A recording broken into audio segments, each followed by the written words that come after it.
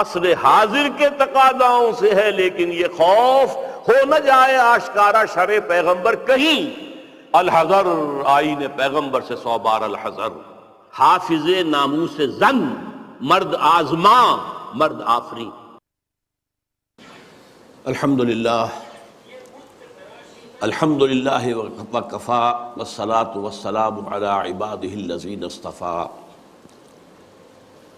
خصوصاً علی افضلہم وخاتم النبیین محمد الامین وعلی آلہ وصحبہ اجمعین۔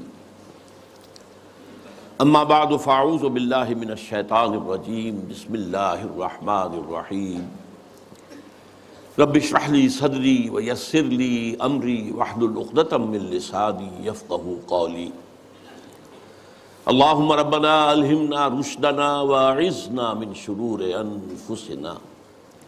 اللہم ارنا الحق حقا وارزقنا اتباعہ وارنا الباطل باطلا وارزقنا اجتنابہ، آمین یا رب العالمین۔ معزز حاضرین اور محترم خواتین، السلام علیکم ورحمۃ اللہ وبرکاتہ۔ اس حقیقت میں کسی شک و شبے کی گنجائش نہیں ہے کہ 20ویں صدی عیسوی کے عظیم ترین اسلامی مفکر علامہ اقبال تھے۔ مزید برآں وہ ملت اسلامیہ کے احیاء کے علم بردار تھے، بلکہ اس کے مبشر تھے۔ انہوں نے بشارت دی تھی کہ اب یہ شاخ ہاشمی کرنے کو ہے، پھر برگ و بر پیدا۔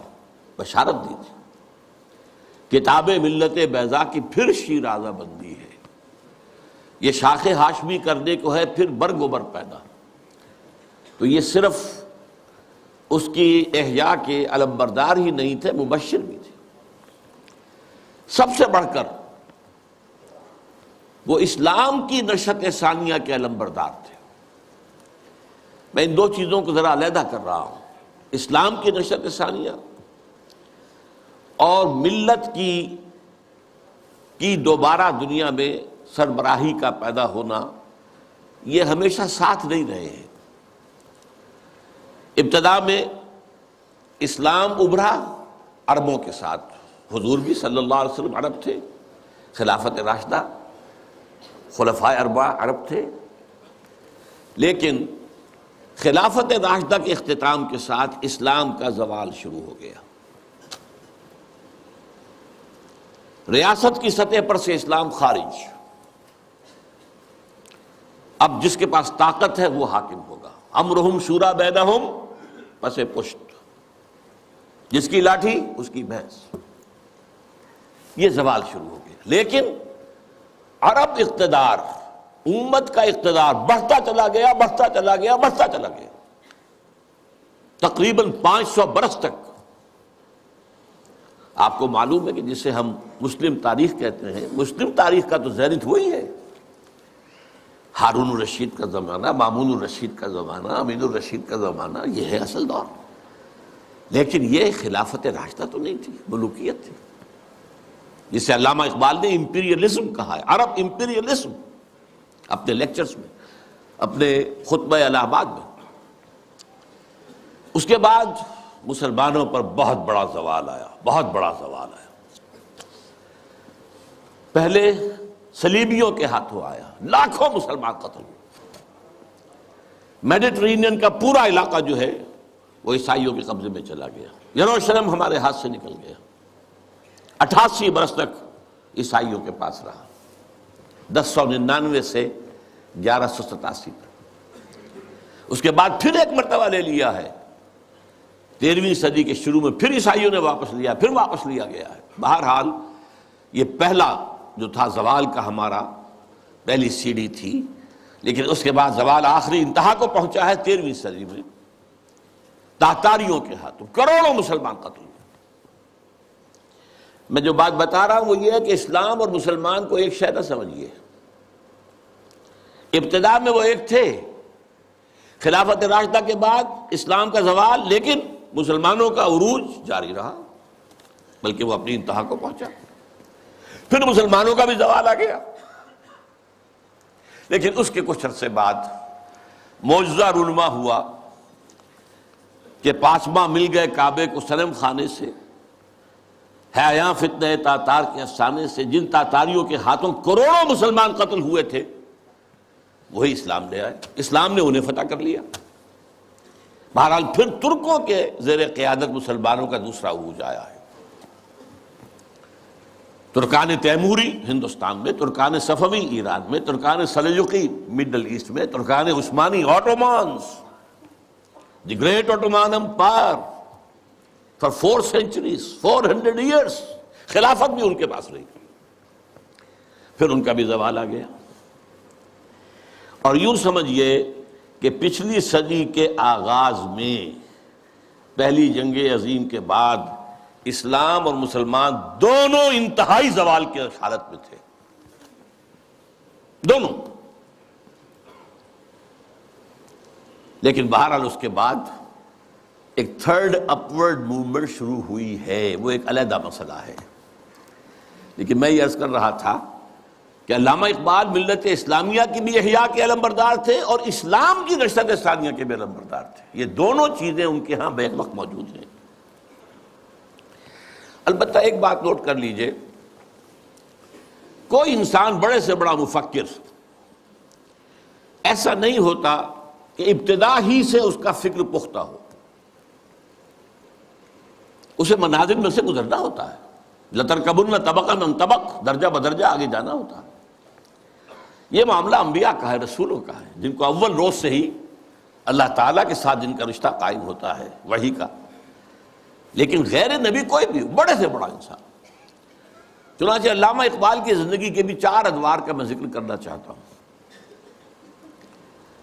1894-95 سے انہوں نے شعر کہنے شروع کیے یہیں شہر لاہور میں، اس سے لے کر 1905 تک، یہ 10 سال لگ بھگ بنتے ہیں، وہ ایسے ہی ایک شاعر تھے جیسے بہت دوسرے شاعر ہوتے ہیں، بس یہ کہ اس میں فنی طور پر کچھ ان کا پڑھا بھاری ہوگا بعض اعتبارات سے، لیکن وہی عشق و محبت کی باتیں اور وہی ہجر اور وصال کے قصے اور وہی گل و بلبل کی داستانیں، کی گود میں بلی دیکھ کر، یہ اس قسم کے مضامین۔ اور اس کے ساتھ اس وقت وہ ایک انڈین نیشنلزم کے بھی علمبردار بن کے سامنے آئے۔ ایک نیا شوالہ اس دیش میں بسائیں، گویا کہ ہندوستان مسلمان، ہندو اور مسلمان مل کر کوئی ایک معبد تعبیر کرے۔ شاید یہ صدائے بازگشت تھی اکبر کے فلسفہ دین الہی کی، یا پھر اس کے بعد راجہ رام موہن رائے کا جو مجلس ایزدی تھی، برہمو سماج، ایک نیا شوالہ اس دیش میں بسا۔ اور اس میں سے یہ بھی ہے ترانہ ہندی، سارے جہاں سے اچھا ہندوستاں ہمارا، ہم بلبلیں ہیں اس کی، وہ گلستاں ہمارا، وغیرہ وغیرہ۔ یہ 2 نکات میں نے آپ کے سامنے نوٹ کیے ہیں۔ یہ ہے 1905 تک کا معاملہ۔ 1905 سے لے کر 1908 تک 3 برس علامہ اقبال نے یورپ میں گزارے ہیں، برطانیہ میں اور جرمنی میں۔ اس دور میں ان کے اندر ایک عظیم انقلاب برپا ہوا ہے۔ وہ انقلاب کیا تھا؟ ایک انہی کا مصرع جو ہے بورو کر رہا ہوں، مسلمان کو مسلمان کر دیا طوفان مغرب نے۔ اقبال جب یورپ گیا تھا اتنا مسلمان نہیں تھا جتنا کہ وہاں جا کر مسلمان ہوا ہے۔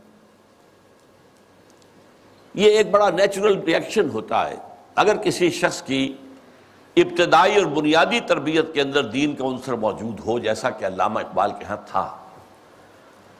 ان کی والدہ ایک بہت نیک سیرت مسلمان خاتون، ان کے والد ایک صوفی منش بزرگ، پھر ان کے استاد علامہ میر حسن، یہ ان کی شخصیت کے جو ابتدائی جو کردار سازی کا دور ہوتا ہے اس کے اندر اہم ترین جو ہیں عوامل تھے۔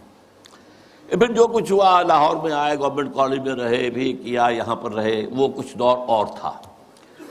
لیکن انگلستان جاتے تو معلوم ہوتا ہے کہ شعلہ بھڑک اٹھا، مسلمان کو مسلمان کر دیا طوفان مغرب نے۔ پھر وہاں کے فلسفے، فکر، نظریات اس کا جو مطالعہ کیا تو اس میں خود اپنی کیفیت کو بیان کیا ہے کہ عذاب دانش حاضر سے باخبر ہوں میں کہ میں اس آگ میں ڈالا گیا ہوں مثل خلیل علیہ الصلوۃ والسلام، کہ جیسے حضرت ابراہیم کو نمرود کی آگ میں ڈال دیا گیا تھا، مجھے بھی اس آگ میں جھونک دیا گیا۔ یہ تو آگ ہے، یہاں یہ تو عذاب کا ہے، عذاب دانش افرگ، لادینیت، الحاد، یہ ساری چیزیں جو ہے رگ و پے میں سرایت کیے ہوئے یہاں پر۔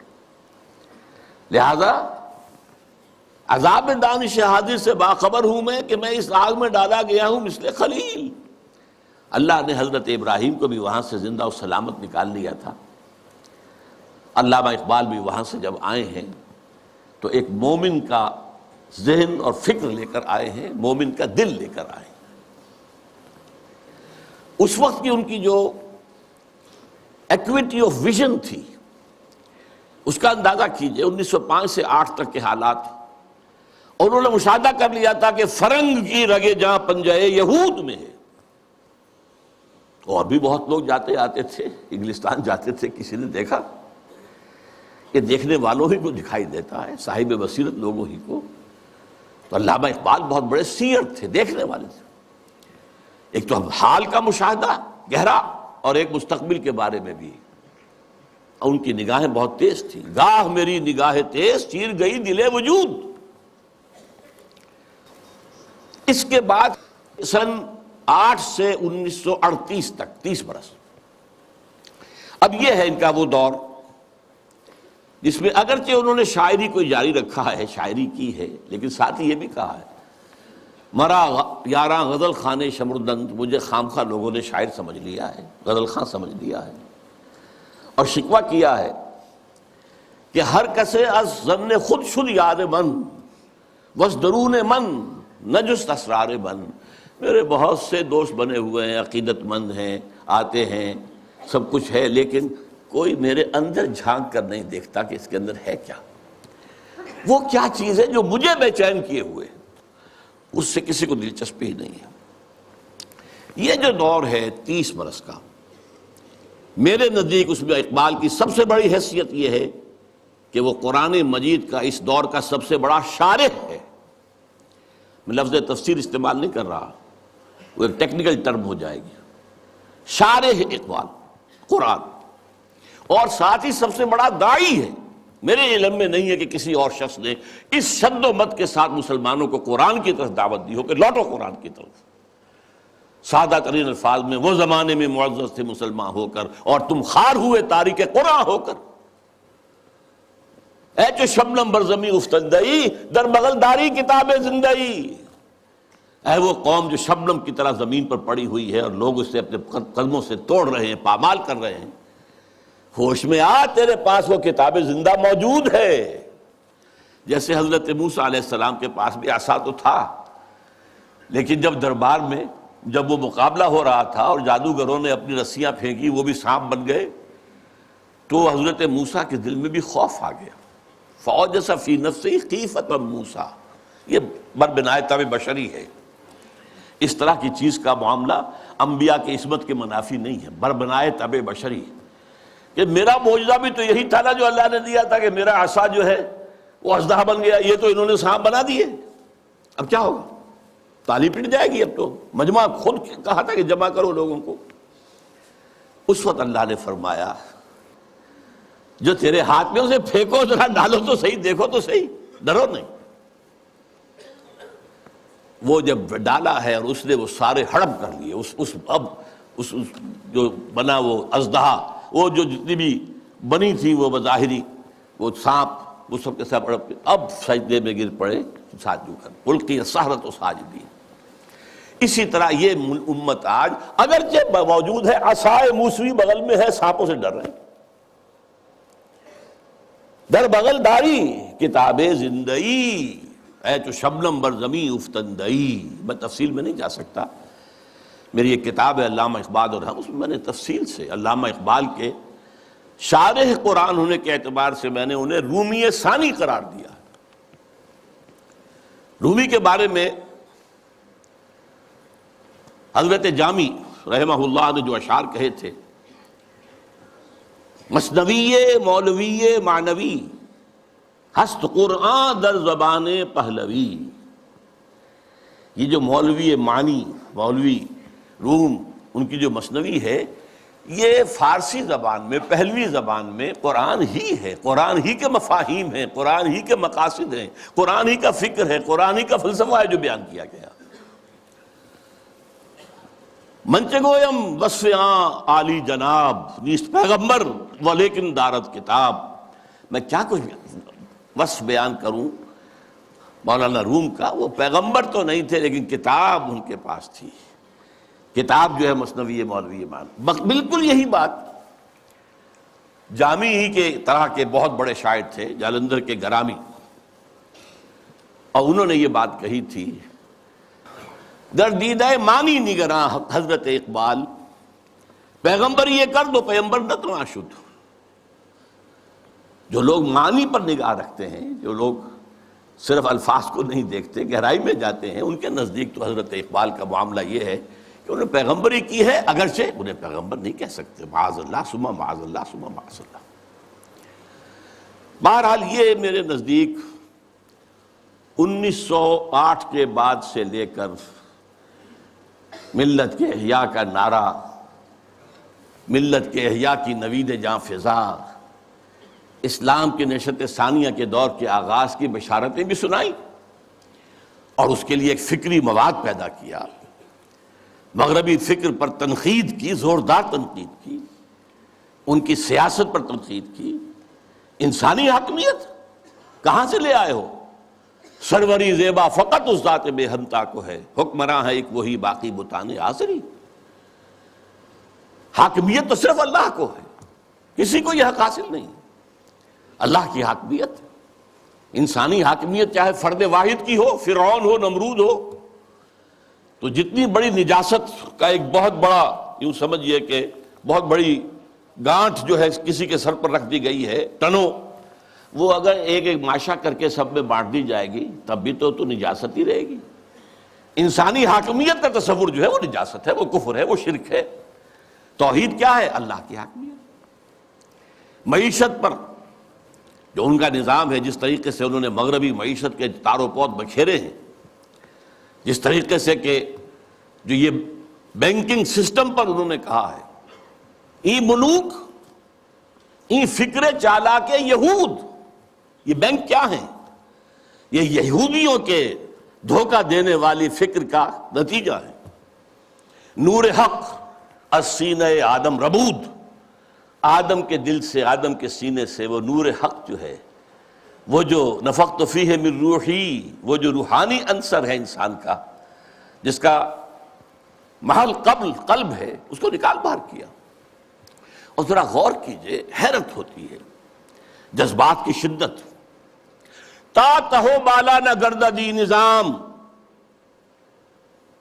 دانش و تہذیب و دین سودائے خام. جب تک یہ بینکوں کا نظام تلپٹ نہیں کیا جاتا، جڑ سے اکھاڑ کر نہیں پھینکا جاتا، کہاں کی دانش، کہاں کی تہذیب اور کہاں کا دین؟ اندازہ کیجیے. عرض کیجئے جوہر اندیشہ کی گرمی کہاں، کچھ خیال آیا تھا، وحشت کا کہ صحرا جل اٹھا. پھر وطنیت، نیشن سٹیٹ کا تصور. ان تازہ خداؤں میں بڑا سب سے وطن ہے. اس دور میں میں اور ہے، جام اور ہے، جم اور. ساقی نے بنا کی روش لطف و ستم اور. مسلم نے بھی تعمیر کیا اپنا حرم اور. تہذیب کے آذر نے ترشوائے صنم اور، نئے نئے بت. ان تازہ خداؤں میں بڑا سب سے وطن ہے، جو پیرہن اس کا ہے وہ مذہب کا کفن ہے. نظارہ دیرینہ زمانے کو دکھا دے، اے مصطفی خاک میں اس بت کو ملا دے. اسلام تیرا دیس ہے، تو مصطفی ہے، بازو تیرا توحید کی قوت سے قوی ہے. اب یہ تصورات سے اندازہ کیجیے، یہ کوئی شاعری کے مضامین ہے؟ یہ وصل و ہجر کی باتیں ہو رہی ہے؟ کیا ہو رہا ہے؟ یا محبوب کے لب لعلین کی کا کوئی تذکرہ ہو رہا ہے، یا اس کے وہ گیسوؤں کی کوئی؟ یہ تو بات ہی کچھ اور ہے، یہ شاعری تو نہیں. نغمہ کجا و من کجا، ساز سخن بہانہ ایست. سوئے قطار می کشم ناقہ بے زمام را. یہ امت جو بکھر گئی ہے، یہ لوگ، فکری انتشار ہے، عملی انتشار ہے، فقہی انتشار ہے، نہ معلوم کیسے کیسے انتشار ہیں. انہیں سب کو پھر ایک لائن میں لا کر، ایک قطار میں لا کر ایک قافلے کی شکل دینا چاہتا ہوں. اس کے لیے میں نے اس شاعری کو اپنا ذریعہ بنایا ہے. اس میں سے بھی جو میں نے آپ کو 30 سال گنوائے ہیں، 8 سے لے کر اور 38 تک، 1908 سے 1938، آخری 8 سال بہت اہم ہے، بہت اہم ہے، بہت اہم. 37 تا 38، اس میں جو ان کے کارنامے ہیں، ان میں سب سے بڑا کارنامہ نوٹ کر لیجئے، مسلم لیگ کی تحریک میں احیاء اسلام کا انجیکشن لگانا. مسلم لیگ 1906 میں قائم ہوئی ڈھاکہ میں. اس میں نہ شامل تھے محمد علی جناح، میں ان کا نام اس لیے لے رہا ہوں، قائد اعظم نہیں کہہ رہا، اس وقت وہ قائد اعظم نہیں تھے. نہ علامہ اقبال، علامہ اقبال تو تھے ہی نہیں، وہ یورپ میں تھے. لیکن یہ کہ مسٹر جناح موجود تھے ہندوستان میں، لیکن وہ کانگریس کے رکن تھے، دادا بھائی نوروجی کے سیکرٹری تھے، مسلم لیگ میں نہیں آئے. بڑی مشکل سے کہنے سننے سے مولانا محمد علی جوہر کے وہ مسلم لیگ میں آئے، لیکن پھر بھی اپنی ڈوئل ممبرشپ برقرار رکھی، کانگریس کی بھی اور مسلم لیگ کی بھی، اور سر توڑ کوشش کی ہے. اس وقت تک یوں سمجھیے کہ جو 24 برس ہیں، 6 سے لے کے 30 تک، مسلم لیگ کی حیثیت جو ہے، نمبر ایک تو یہ کوئی عوامی جماعت تھی ہی نہیں. اگر موقع ملا تو میں قائد اعظم کا بھی ایک قول اس میں نقل کروں گا. یہ ایک بس ادارہ سا تھا، کچھ بڑے ایلیٹ مسلمانوں کے، کچھ نواب زادے، کچھ جاگیردار، کچھ اور اسی اعتبار سے نمایاں لوگوں کا بس ایک انجمن تھی. اور اس کی کوشش ساری صرف یہ تھی کہ کوئی ایسا فارمولہ طے ہو جائے ہندوؤں اور مسلمانوں کے مابین کہ اگر ہندوستان ایک وحدت کی حیثیت سے آزاد ہو اور یہاں پر جدید دور کے مطابق جو ہے ون مین ون ووٹ کے حوالے سے حکومتیں بننی شروع ہوں، تو ایسا نہ ہو کہ مسلم اقلیت جو ہے وہ ہندوؤں کی اکثریت کے تلے پس کر رہ جائے. ان کا تشخص برقرار رہنا چاہیے، ان کی حقوق برقرار رہنے چاہیے، ان کی کوئی ضمانت ہونی چاہیے. بلکہ اندیشہ یہ تھا کہ وہ ہندو اپنی 800 سالہ غلامی کا انتقام لیں گے ہم سے، یہ خوف بھی تھا. اس کو میں نیگیٹو ایلیمنٹ کہتا ہوں، یہ تحریک مسلم لیگ کا نیگیٹو ایسپیکٹ تھا. لیکن اور اس میں جان لیجئے کہ سب سے بڑا رول پلے کر رہا تھا محمد علی جناح، جسے کہا گیا تھا اتحاد کا سفیر، اور یہ ہندو ہیں دینے والے ان کو یہ خطاب. سر توڑ کوشش کی ہے، آخر مایوس ہو گیا. اس نے سیاست سے کنارہ کشی اختیار کی، انگلستان جا کر کوٹھی خریدی، لیگل پریکٹس شروع کر دی اور وہاں بیٹھ. ان کے اس عرصے میں 37 میں خطبہ الہ آباد دیا علامہ اقبال نے. یہ خطبہ ہے میرے نزدیک ٹرننگ پوائنٹ، کہ اس سے پہلے اگرچہ علامہ اقبال اپنی شاعری میں اسلام کے دوبارہ زندہ ہونے کی نوید سنا چکے تھے اور خبر دے رہے تھے کہ کتاب ملت بیضا کی پھر شیرازہ بندی ہے، شاخ ہاشمی کرنے کو ہے پھر برگ و بر پیدا، سبق پھر پڑھ صداقت کا، شجاعت کا، عدالت کا، لیا جائے گا تو اس سے کام دنیا کی امامت کا، اور نکل کے صحرا سے جس نے روما کی سلطنت کو الٹ دیا تھا، سنا ہی میں قدسیوں سے میں نے کہ شیر پھر ہوشیار ہوگا، وغیرہ وغیرہ. تو ایک سور تو اقبال پھونک چکا تھا. جو بھی تعلیم یافتہ لوگ تھے ہندوستان میں مسلمان، خاص طور پر شمالی ہند میں زیادہ، لیکن حیدرآباد دکن میں بھی بہت ہی اس کا گہرا اثر تھا. لیکن یہاں آ کر اب مسلم لیگ کے صدر کی حیثیت سے انہوں نے انجیکشن لگایا. وہ انجیکشن کیا تھا؟ نمبر ایک، مسلمان ایک علیحدہ قوم ہیں، قومیت کی کسی بھی تعریف پر پورے اترتے. یہ ان کا فلسفیانہ حصہ ہے اس خطبے کا. لیکن جس چیز کو میں کہہ رہا ہوں ٹرننگ پوائنٹ، انہوں نے کہا یہ ڈیسٹنی ہے، یہ تقدیر مبرم ہے کہ ہندوستان کے شمال مغرب میں ایک مسلم ریاست قائم ہوگی. It was not a proposal, it was a prophecy, destiny. Number ایک. نمبر دو، اور اگر ایسا ہو گیا تو ہمیں موقع مل جائے گا کہ اسلام کے تابناک چہرے پر جو بدنما داغ اور دھبے آ گئے تھے، عرب ملوکیت کے دور میں، لفظ کیا ہے؟ عرب امپیریلزم. یہ بنو امیہ کا دور، یہ بنو عباس کا دور، پھر ترکان عثمانی کے دور، یہ بادشاہتیں تھیں. اس میں خلافت کا تو سوال نہیں، نام خلافت کا رہا، خلفائے بنو امیہ اور خلفائے بنی عباس اور خلفائے بنو عثمان وغیرہ، آل عثمان. اب اس دور میں جو نقشہ اسلام کا آیا ہے دنیا کے سامنے، وہ ظاہر رہا بہت بدنما ہے، بہت داغدار ہے. اگر ہمیں آزاد ایک مسلمان ریاست مل جاتی ہے، ہمیں موقع مل جائے گا کہ ان بدنما داغوں اور دھبوں کو ہٹا کر دھو کر صحیح اسلام کا ایک نقشہ پوری دنیا کے سامنے پیش کریں. یہ ہے پازیٹیو انجیکشن. یہاں سے مسلم لیگ کا دور ثانی شروع ہوتا. اب وہ صرف منفی نہیں تھا، اب وہ تحفظات ہی کی بات نہیں تھی، اب یہ کہ اس میں ایک مثبت، ایک مقصد، نصب العین، ایک اعلیٰ ہدف، ایک اونچا آدرش قائم ہو گیا. اس زمانے میں اسم اکرام صاحب جو ہیں، جن کی مشہور کتابیں ہیں روض کوثر، موج کوثر، آب کوثر، بہت ہی بڑے پڑھے لکھے آدمی تھے. اس زمانے میں آکسفورڈ میں پڑھتے تھے. قائد اعظم سے ملاقات کے لیے گئے اور کہا آپ کیوں چھوڑ کر آ گئے ہندوستان کو؟ ہندوستان کے مسلمانوں کو آپ کی قیادت کی ضرورت ہے. میں حیران ہو گیا ان کے دو جملے پڑھ کر. ہندوز آر انکوریجیبل، ہندو ناقابل اصلاح ہے. میں نے سر توڑ کوشش کر کے دیکھ لی، وہ کوئی عقل کی بات سننے کو تیار نہیں. Hindus are incorrigible. اور مسلمانوں کا حال یہ ہے کہ ان کا بڑے سے بڑا لیڈر جو بات مجھ سے صبح کہتا ہے، شام کو جا کر وہ اپنی سطح کے مطابق یا ڈپٹی کمشنر سے یا گورنر سے کہہ دیتا. تو ایسی قوم کی رہنمائی میں کیسے کروں؟ لیکن پھر یہ اقبال ہے جو میدان میں آیا ہے. 1932 کی گول بیس کانفرنس میں شرکت کے لیے علامہ اقبال لندن گئے. محمد علی جناح اس میں شریک نہیں تھے کیونکہ وہ تو سیاست چھوڑ چکے تھے. اس موقع پر محمد علی جناح سے ملاقاتیں کی ہیں علامہ اقبال نے، اور یہی مثبت انجیکشن ان کو لگایا.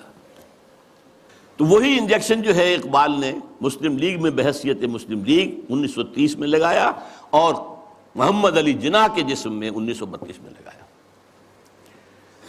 اور اس نے جناح کی قلب ماہیت کر دی، جناح کو بدل کر رکھ دیا. اور میں اسے کہا کرتا ہوں کہ جیسے مولانا روم کہتے ہیں، مولوی ہرگز نہ شد مولائے روم، تا غلام شمس تبریز نہ شد. شمس تبریز کی ملاقات سے پہلے میں مولوی تھا. مولوی، مجھے جو مولائے روم بننے کی سعادت حاصل ہو گئی ہے، یہ تو شمس تبریز کی صحبت. مولوی ہرگز نہ شد مولائے روم، تا غلام شمس تبریز نہ شد. اسی طرح محمد علی جناح کبھی قائد اعظم نہیں بن سکتا تھا اگر اقبال نے اس کے اندر یہ انجیکشن نہ لگایا ہوتا. میں اس کے ثبوت کے لیے چاہتا ہوں ذرا یہ ایک میں کوٹیشن دے رہا ہوں.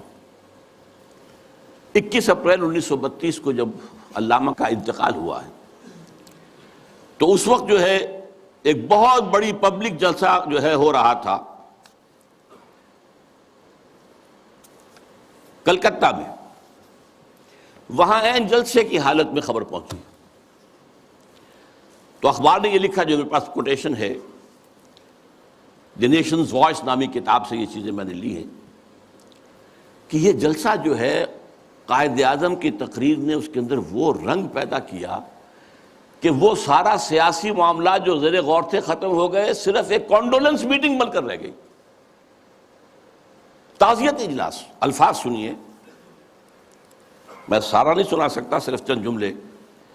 Mr. M. A. Jinnah said that the sorrowful news of the death of Sir Muhammad Iqbal had plunged the world of Islam in gloom and mourning.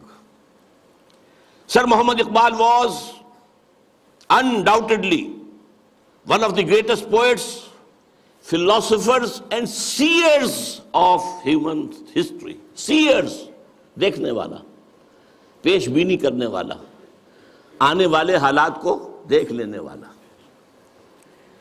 To me, he was a personal friend, philosopher, and guide, and as such, the main source of my inspiration and spiritual support. یہ کون کہہ رہا ہے؟ محمد علی جناح. وہ کوئی اس طرح کا آدمی نہیں تھا کہ جو لفاظی کرتا ہو، وہ ایک ایک لفظ جانچ کر تول کر بولنے والا شخص ہے، اس نے یہ کہا ہے. اور اس سے بھی آگے کی بات سن لیجئے. If I live to see the ideal of Muslim state being achieved in India, and then if I were offered to make a choice between the works of Iqbal and the rulership of that Muslim state, I would prefer the former. اگر ہم پاکستان حاصل کر سکے اور اس میں اگر موقع آیا اور مجھ سے کہا گیا کہ اب آپ کے پاس دو چوائسز ہے، یا علامہ اقبال کے کلام کو قبول کر لیجئے اور یا اس ملک کی حکمرانی، تو میں علامہ اقبال کے کلام کو ترجیح دوں گا. پھر میں عرض کر رہا ہوں، یہ الفاظ کس کے ہیں؟ قائد اعظم کے. بلکہ ایک اور میں اس کو آپ کو سنانا چاہتا ہوں، ایک جملہ اور. In April 1936, I thought transforming the Muslim League, which was then only an academical institution, into a parliament of the Muslims of India. From that time to the end of his life, he, yani Iqbal, continued, he continued, Qaid Azam ne kaha, he continued, Iqbal stood as a rock by him. He was not only a great poet who had a permanent place in the history of the world's best literature, but he was also a very dynamic personality. بہرحال یہ پہلی بات تھی جو میں نے گنوائی ہے. دوسری بات جو نگاہوں سے بالکل پوشیدہ ہے، یہ بات بھی خفی ہے. اقبال کا انفلوئنس قائد اعظم پر یہ لوگوں کے ذہنوں میں نہیں ہے، جس کو میں چاہتا ہوں کہ واقعتاً سمجھا جائے، تاریخ کے آئینے میں دیکھا جائے. دوسری بات جو بالکل ہی خفی ہے، سن 32 سے 35 تک علامہ ایک ایسی جماعت قائم کرنے کی کوشش کرتے رہے جو اسلام کے احیاء اور اسلام کی نشت ثانیہ کا کام کر سکے. حالانکہ وہ مسلم لیگ میں تھے، قائد اعظم کے ساتھی تھے، ان کے ساتھ ادنا کارکن کی حیثیت سے بھی شریک رہے، انہوں نے ہی 1930 کا خطبہ دیا. لیکن وہ یہ محسوس کرتے تھے اور صحیح محسوس کرتے تھے کہ مسلم لیگ کی تحریک کے نتیجے میں ایک مسلم قومی ریاست تو قائم ہو سکتی ہے، اسلامی ریاست قائم نہیں ہو سکتی. لہذا سن 32 سے 35 تک کے عرصے کے درمیان ان کی کوشش رہی کہ ایک جماعت بنے. وہ جماعت کیا ہو؟ پریکٹسنگ مسلمز کے اوپر مشتمل ہو، جو اسلام پر عمل کرے. ویسے یہ کتاب پوری تفصیل سے آپ اس میں پڑھ سکیں گے، علامہ اقبال کی آخری خواہش. یہ پورا ڈاکومنٹ ہے، اللہ کا شکر ہے کہ جو اب سامنے آ چکا ہے. پھر یہ کہ اس کا نظم جو ہے عمارت کی بنیاد پر ہو، صدارت کی بنیاد پر نہیں، وہ عمارت بیعت کی بنیاد پر ہو، اور وہ کبھی الیکشن میں حصہ نہ لے. یہ چار چیزیں نوٹ کر لیجئے. یہ بہت سے اعتبارات سے مسلم لیگ کا اینٹی تھیسس بنتا ہے. اس کی کوشش کر رہے تھے. اس کی وجہ کیا ہے؟ وہ بات جو بعد میں علامہ کے انتقال کے 2 سال بعد مولانا مودودی نے کہی ہے 1940 میں اسٹریچی ہال علی گڑھ یونیورسٹی میں، جو ایک کتاب کی شکل میں شائع ہوتی ہے، اسلامی حکومت کیسے قائم ہوتی ہے. مین تھیم یہی تھا کہ مسلمانوں کی ایک قومی تحریک کی بنیاد پر ایک قومی ریاست تو وجود میں آ سکتی ہے، اسلامی نہیں آ سکتی. اس میں ہر طرح کا آدمی آ سکتا ہے، ہر کردار کا آدمی آ سکتا ہے، ہر شخص آ سکتا ہے، نمازی ہے یا نہیں ہے، روزہ رکھتا ہے یا نہیں رکھتا ہے، شاعر اسلام سے تعلق ہے یا نہیں ہے، قادیانی ہے یا کوئی اور ہے، کچھ ہو، کوئی بھی ہو، نام مسلمان کا ہونا چاہیے. مسلم لیگ کا تو معاملہ یہ تھا. اس سے ظاہر بات ہے اسلامی ریاست قائم نہیں ہو سکتی. یہ بات علامہ اقبال کے دل کی بات ہے. مولانا مودودی کو بلانے والے دکن سے علامہ اقبال تھے. مسلم نیشن ہوڈ کی بات جو 1930 میں علامہ اقبال نے کی تھی اپنے خطبے میں، اسے نہایت سلیس پیرائے کے اندر واضح کرنے والے علامہ مولانا مودودی تھے، مسئلہ قومیت کے نام سے۔ اسی آخری دنوں میں یہ جو نظمیں ان کی آئی ہیں جو 1935 کے بعد کہی گئی ہیں اور جو ان کی زندگی میں شائع بھی نہیں ہوئی، یہ ان کے زندگی بھر کے سوچ کا نچوڑ ہے۔ ظاہر بات ہے، جو میں نے کہا تھا کہ مفکر ہو، فلسفی ہو، اس کے فکر میں ارتقا ہوتا ہے، ارتقا ہوتے ہوتے وہ اپنی انتہا کو پہنچتا ہے۔ لہٰذا اقبال کے فکر کا ارتقا جو ہے وہ ان نظموں میں ہے کہ جو ان کے انتقال کے بعد شائع ہوئی ہیں، ارمغان حجاز ان کی زندگی میں شائع نہیں ہو سکی، چونکہ اس وقت تک اردو کی نظمیں تھیں بہت کم، علیحدہ کتابی شکل میں نہیں شائع کی گئی، بلکہ فارسی کے ساتھ ہی ملا کر اس کو فارسی اردو جمع کر کے شائع کیا گیا۔ اور دوسرے، جیسا کہ میں نے عرض کیا، انہوں نے ایک نئی جماعت کا جو ہے تصور پیش کیا اور کوشش کی کہ وہ قائم ہو جائے۔ میں ایک چھوٹا سا نکتہ اور کہ میں نے اپنے لیے ایک لقب اختیار کیا ہے، یکے از رگ ہائے ساز اقبال۔ اس کا پس منظر کیا ہے؟ زندگی کے آخری ایام میں حضرت علامہ بہت تشویش میں تھے کہ میرا وقت تو اب آ رہا ہے، قریب آ گیا ہے، میں جانے والا ہوں۔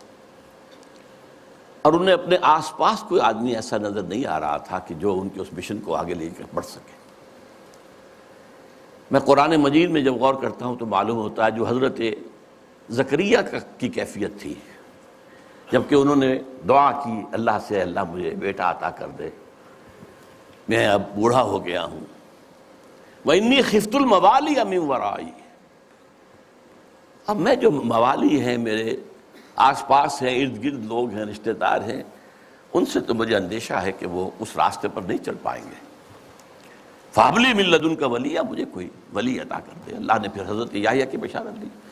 یہ تشویش تھی جو علامہ اقبال کے ذہن میں تھی۔ آخری دنوں کے ان کے دو اشعار بہت مشہور ہیں، سرود رفت باز آیت کے نایت، نسیم از حجاز آیت کے نایت، سرآمد روزگار این فقیر دیگر دانا راز آیت کے نایت۔ اچھا، دیگر دانا راز کے بارے میں ایک اور ان کی نظم جو ہے جو زبور عجم میں ہے، اس کا بھی مرکزی شعر یہی ہے۔ پہلا شعر بہت اہم ہے، اگرچہ میرے اس وقت کے موضوع سے متعلق نہیں ہے، لیکن میں اس کا ذکر کروں گا ضرور، اس لیے کہ علامہ کے بارے میں ایک عام غلط فہمی یہ ہے کہ وہ حضرت مہدی کے ظہور اور حضرت عیسیٰ کے نزول کے قائل نہیں تھے۔ ایسی بات غلط ہے۔ یہ زبور عجم کی نظم سنا رہا ہوں آپ کو۔ خضر وقت از خلوت دشت حجاز آید بروں، کارواں زی وادی دور و دراز آید بروں۔ یہاں حضرت مہدی کے لیے خضر وقت، اپنے وقت کا خضر، رہنما، وہ لفظ استعمال کیا ہے، مذہبی اصطلاح استعمال نہیں کی ہے، لیکن خلوت دشت حجاز سے برآمد ہوں گے۔ اس میں شیعہ سنی دونوں کنسپٹ جمع ہو گئے۔ شیعوں کے نزدیک ان کے 12ویں امام روپوش ہے، وہاں سے برآمد ہو جائیں گے، اور سنیوں کے نزدیک حضرت ام سلمہ رضی اللہ تعالی عنہ کی ایک روایت کے مطابق وہ روپوش ہوں گے، مکے میں چھپے ہوئے ہوں گے۔ تو یہ دونوں تصورات جمع ہو گئے۔ خلوت دشت حجاز، خضر وقت از خلوت دشت حجاز آیت بروں، کارواں زی وادی دور و دراز آیت بروں۔ قافلہ جو چلے گا وہ اس وادی دور و دراز سے، اس کون سی وادی؟ جہاں اقبال تھا، اور حضور کی حدیث ہے، یخرج ناس من المشرق یوطئون للمہدی، یعنی سلطانہ، مشرق کے ایک ملک سے فوجیں آئیں گی جو حضرت مہدی کی حکومت کو قائم کریں گی، مضبوط کریں گی۔ اس حدیث کی تعبیر ہے کہ کارواں زی وادی دور و دراز آیت بروں۔ اب اس میں ایک درمیانی شعر بھی ہے، عمر حاضر کعبہ و بتخالہ می نالد حیات، تاز بزم عشق یک دانائے راز آیت بروں۔ دانائے راز جو ہے وہ کوئی روز روز پیدا نہیں ہوتا۔ عمر نسل بعد نسل حیات انسانی جو ہے کعبہ اور بت خانے میں نالا کرتی رہتی ہے، فریاد کرتی رہتی ہے، فغاں کرتی، تب کہیں جا کر کوئی ایک دانائے راز برآمد ہوتا۔ تو دانائے راز تو اب تک کوئی اور نہیں آیا ہے اقبال کے بعد۔ اللہ چاہے گا تو وجود میں آ جائے گا، ابھی تک تو نہیں آیا۔ البتہ اس نظم کے آخری شعر کے حوالے سے کس قدر پیارا شعر ہے، اس میں شعریت بھی اپنی انتہا کو ہے۔ چنگ را گیرے دست دستم کہ کارز دست رفت، نغمام خون گشت و از رگہائے ساز آیت بروں۔ اے لوگو میرے ہاتھ سے یہ ساز لے لو، یہ ستار اب لے لو، میرے ہاتھ سے لے لو، میرے ہاتھ کا کام تو ہو چکا، میری انگلیوں نے اس میں ساز بھر دیا ہے، اس میں جو نغمہ ہے وہ بھر دیا ہے۔ نغمہ میرا نغمہ خون گشت، خون بن کر ان تاروں میں دوڑ رہا ہے جیسے انسانی رگوں کے اندر خون دوڑتا ہے۔ از رگہائے ساز آیت بروں، یہاں سے خود بخود باہر نکلے گا۔ چنانچہ بہت سے لوگوں نے، اللہ کا شکر ہے، کام کیا ہے۔ مرزا محمد منور صاحب بھی ہیں ہمارے جنہوں نے یہ کام کیا ہے، چودھری مظفر حسین صاحب بھی ہیں، اب ڈاکٹر فتح محمد ملک ہیں، اور لوگ بھی بہت سے ہیں۔ تو میں ان کو کہتا ہوں رگہائے ساز اقبال، لیکن میں نے خود اپنے لیے یہ لقب اختیار کیا ہے کہ یکے از رگہائے ساز اقبال، اقبال کے ساز کے تاروں میں سے ایک تار میں بھی ہوں۔ اب میں چاہتا ہوں کہ ذرا اس آخری جو نظم ہے ان کی زندگی کی، اور جس میں میرے نزدیک ان کا پیغام جو ہے امت مسلمہ کے نام، وہ جامعیت کے ساتھ آ گیا ہے تمثیلی پیرائے میں۔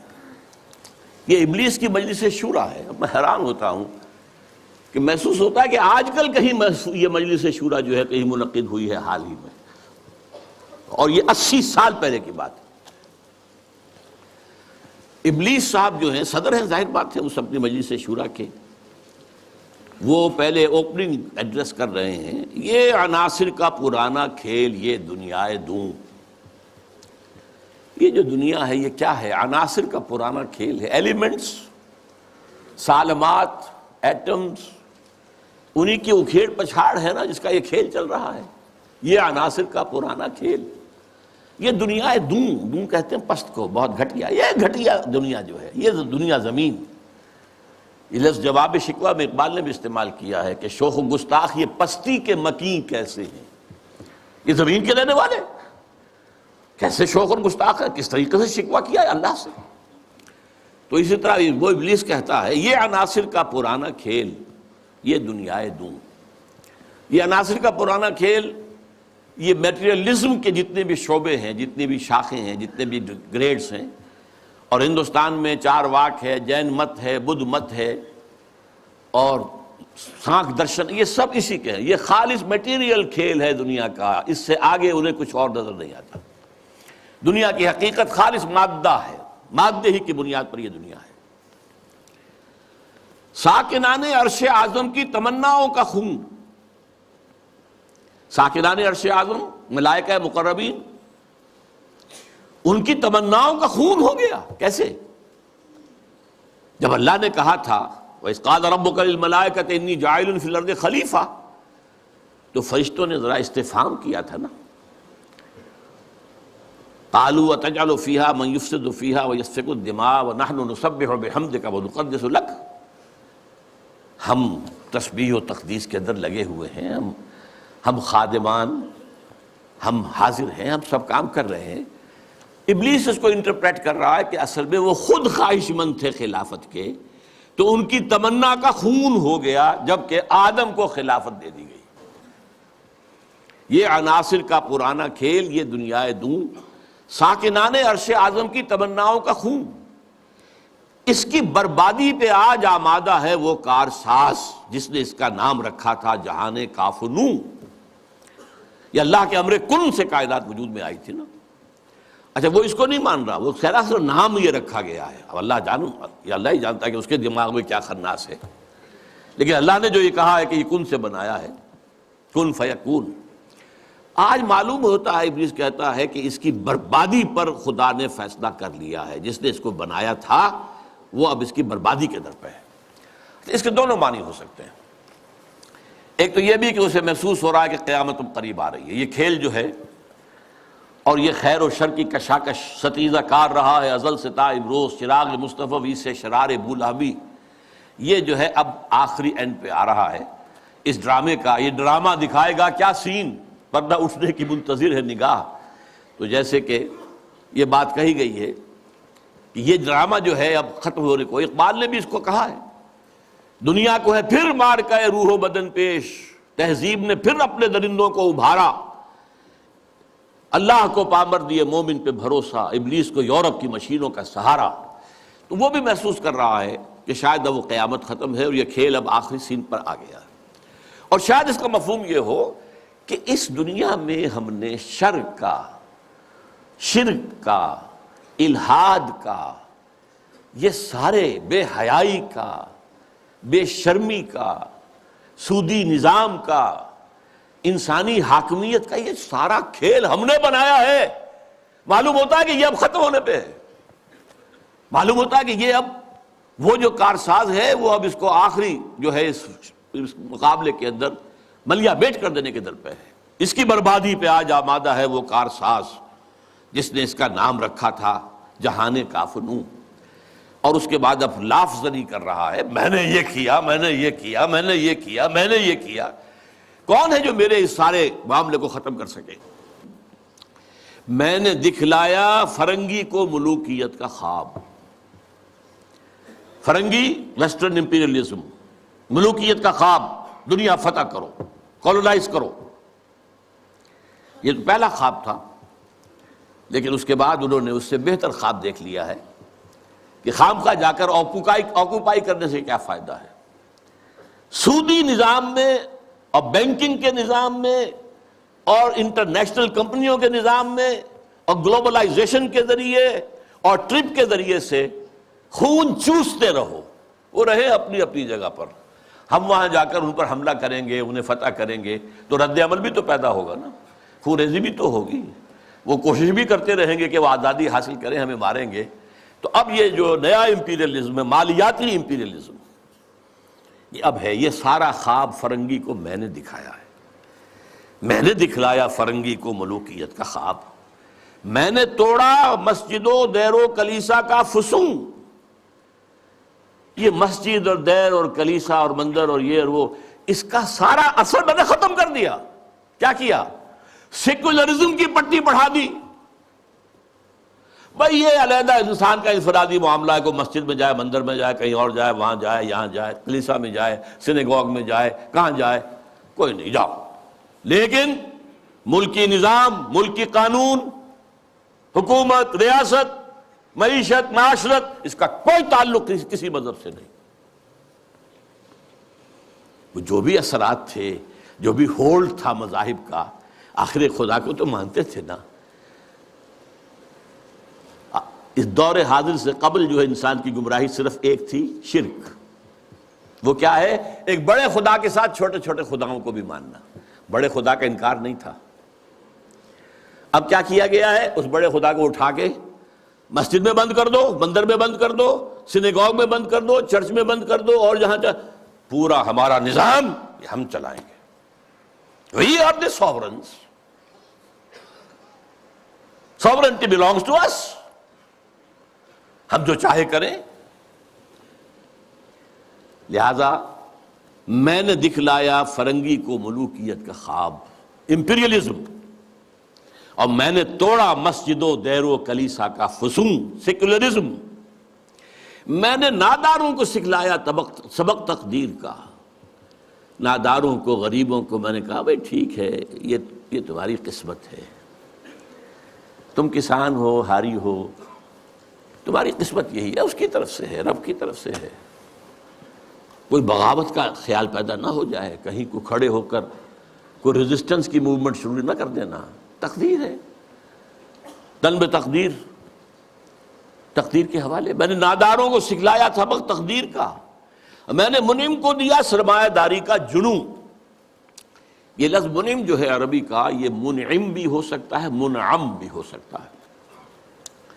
منعم اس میں فاعل ہے، منعم اس میں مفعول ہے۔ منعم نعمتیں دینے والا، منعم جس کو نعمتیں دی گئیں۔ یعنی یہ بھی ہو سکتا ہے کہ پہلے جن کے پاس دولت ہوتی تھی وہ اس کو خیرات کرتے تھے، صدقات کرتے تھے، خیر کے کاموں میں لگاتے تھے، پن کے ثواب کے کاموں میں لگاتے تھے۔ میں نے اس کے بجائے کہا بیگم پاگل ہو گئے ہو، جمع کرو سرمایہ داری۔ میں نے منعم کو دیا سرمایہ داری کا جنون، اور جس کے پاس فاضل سرمایہ دولت اللہ نے دی تھی، اس کا جو طریقہ تھا کہ یسألونک ماذا ينفقون قل العفو، میں نے کہا نہیں، جو بھی ہے جمع کرو، جمع فاوعى، جس نے جمع کیا اور خوب پھر سینچ کر رکھا، سنبھال کر رکھا، بچا کر رکھا، یا کہا جمع مالا وعددہ یحسب ان مالہ اخلدہ، یہ سبق میں نے دولت مند کو سکھا دیا۔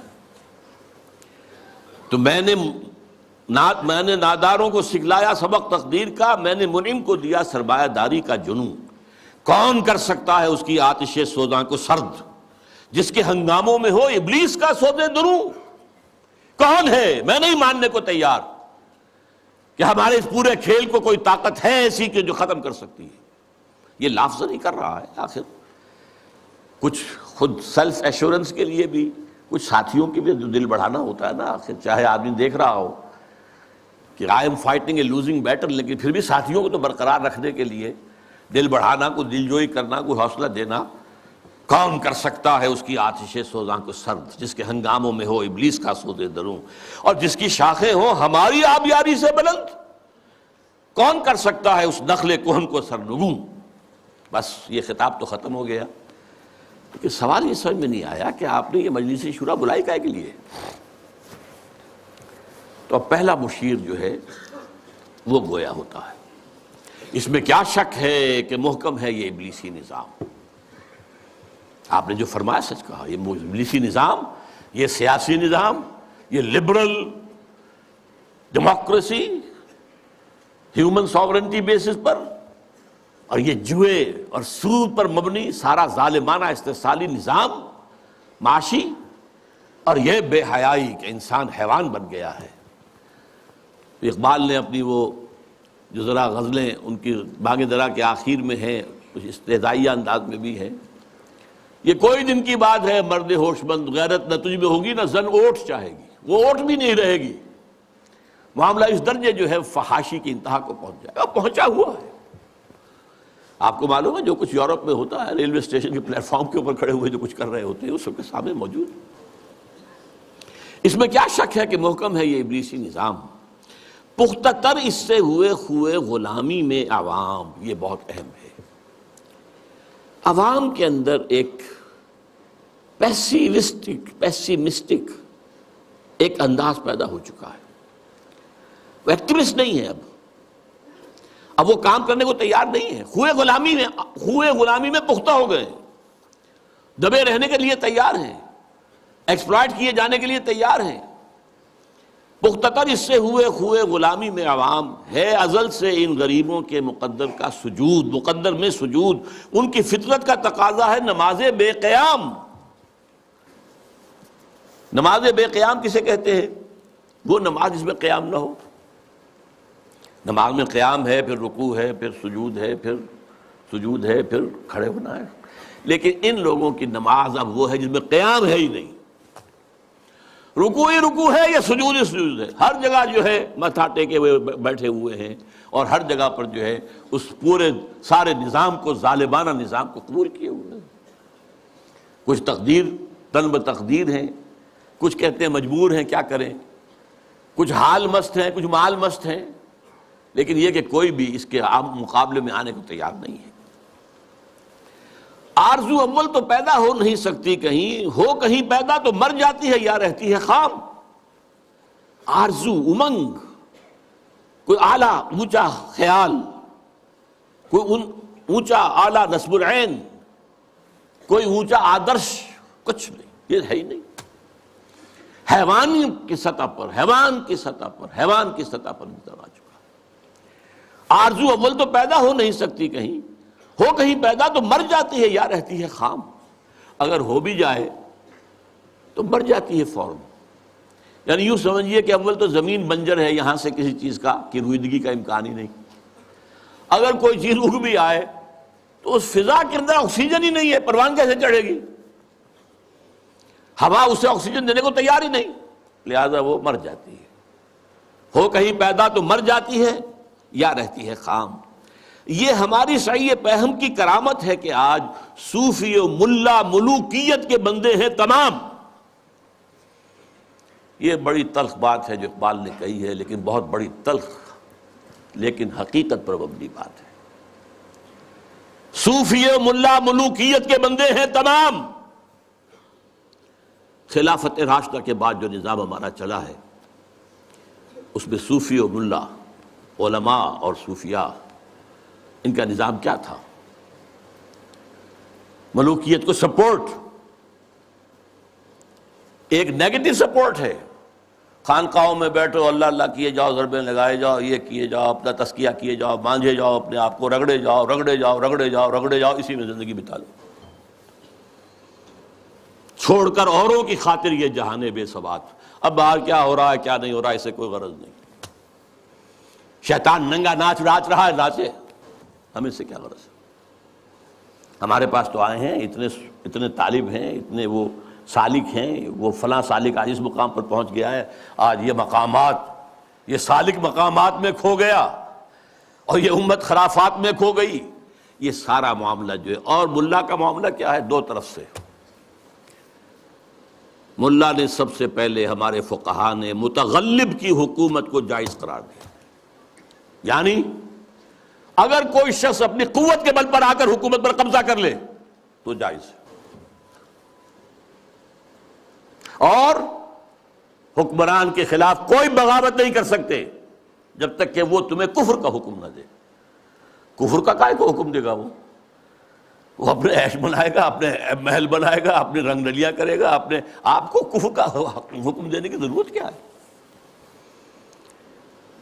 یہ تصور ہے جو سنی اسلام کے اندر اس کی رگوں میں چلا گیا اور اس نے سن کر دیا اسلام کو۔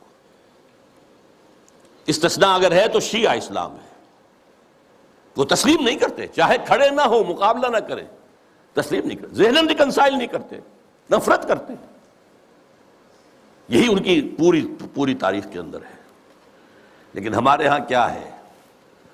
شیخ الاسلام بن کر بیٹھے ہوئے ہیں۔ استاد نے، امام ابو حنیفہ نے تعاون گوارا نہیں کیا اس ملوکیت کے ساتھ۔ عہدے کی پیشکش کی گئی، قاضی القضات ہو جاؤ گے تم، تمہارا فتویٰ جو ہوگا وہی قانون بن جائے گا۔ ان کا نہیں، ہرگز نہیں۔ جیل کاٹی، مارے کھائیں۔ شاگرد نے، قاضی ابو یوسف، عہدہ قبول کر کے تعاون شروع کر دیا۔ استاد نے کہا تھا مزارعت حرام، جس کی زمینیں خود کاشت کرے۔ شاگرد صاحب نے کچھ تھوڑی سی شرطیں لگا کر مزارعت جائز۔ کیوں؟ ملوکیت کے پاؤں ہوتے ہیں جاگیردار، وہ جیسے کنسلا ایک ہم کہتے ہیں، ایک جانور ہوتا ہے جس کے بہت پاؤں ہوتے ہیں، سینٹی پیڈ اور اس طرح پاؤں، ایسے ہی جاگیرداری کے پاؤں ہوتے ہیں۔ یہ 30 ہزاری منصبدار ہے، یہ 20 ہزاری منصبدار ہے، یہ 10 ہزاری ہے، یہ 5 ہزاری ہے۔ ان پاؤں پر ملوکیت کھڑی ہوتی ہے۔ یورپ میں کیا تھا؟ یہی فیوڈلز، بیرنز، لارڈز، ان کے اوپر بادشاہ۔ لہذا اور آپ نے دے دی بڑی جاگیر، لیکن ایک آدمی کیسے کاشت کرے گا؟ اسے مزارع چاہیے۔ ابو حنیفہ کہہ رہا ہے حرام ہے، کیسے بات بنے گی؟ لیکن نہیں، جواز ہے، یہ شرطیں لگا لو، جواز ہے۔ نمبر 3، اس سے بھی زیادہ تلخ، سود کی بھی ایک گنجائش اسلام میں پیدا کر دی۔ یہ ہماری فقہ، آپ جان لیجئے، فقہ کی بات کر رہا ہوں، کتاب و سنت ہے ہمارا دین اصل۔ ایتونی بشیء من کتاب اللہ و سنت رسولہ حتی اقول، یہ فقہ دین نہیں ہے۔ اور نمبر 2، علماء نے علم کلام کی جو بھی بات کی ہے، جو ان چیزوں کو جو بعض طبیعیاتی مسائل ہیں ان کو بحث کا، نزاع کا جو موضوع بنایا ہے، یہ دونوں چیزیں بھی، وہ اس سے بھی عمل کا جذبہ سرد ہو جاتا ہے۔ تو یہ پیسیفیکیشن جو ہے، پیسیفائی کر دینا عوام کو، طلب تقدیر ہو جانا، کوئی متغلب ہے تو کوئی بھی ہے بھائی طاقت والا ہے، آ گیا ہے، اب تو ماننا ہے، اب تو وہی امیر المومنین ہے، اب تو اسی کا حکم ماننا ہے، الا یہ کہ وہ کفر کا حکم دے، بس۔ اور یہ کہ جاگیرداری جو ہے وہ جائز ہے۔ حالانکہ آپ کے علم میں رہنا چاہیے، پہلا مجدد اور مجدد کامل عمر بن عبدالعزیز، انہوں نے صرف 2 کام ہی تو کیے تھے نا. کیا تجدید کی تھی؟ ابھی نہ فرقہ بدت پرستی تھی، نہ فرقہ بندی تھی، نہ علم کلام تھا، نہ شاعرہ تھے، نہ اور لوگ تھے، کوئی بحثیں تھی ہی نہیں. 2 ہی چیزیں تھیں، ایک موروثی بادشاہت اور دوسرے جاگیریں. 2 ہی تو کام کیے انہوں نے. انہوں نے کہا مجھے چونکہ نامینیٹ کیا ہے ایک شخص نے خلیفہ، میں نہیں تیار ہوں اس کو قبول کرنے کے لیے، الا یہ کہ لوگ چاہیں. لوگوں نے کہا ہم چاہتے ہیں. ٹھیک ہے، پہلی کی بات ختم ہو گئی. دوسری، انہوں نے منگائی کینچی اور ساری دستاویزات منگوا لی جو جاگیریں دی گئی تھیں ان سے پہلے، اور وہ سب کینچی سے شریڈر اس وقت تک ایجاد نہیں ہوا تھا، بڑا ورنہ آسان کام ہو جاتا. وہ کینچی سے سارے قطر قطر کے پھینک دی، کوئی جاگیر نہیں. لیکن اس کے بعد کیا ہوا؟ جاگیرداری بھی آئی، غیر حاضر زمینداری آئی، یہ سارے شیطانی جو ہے چکر سارے کے سارے آ گئے.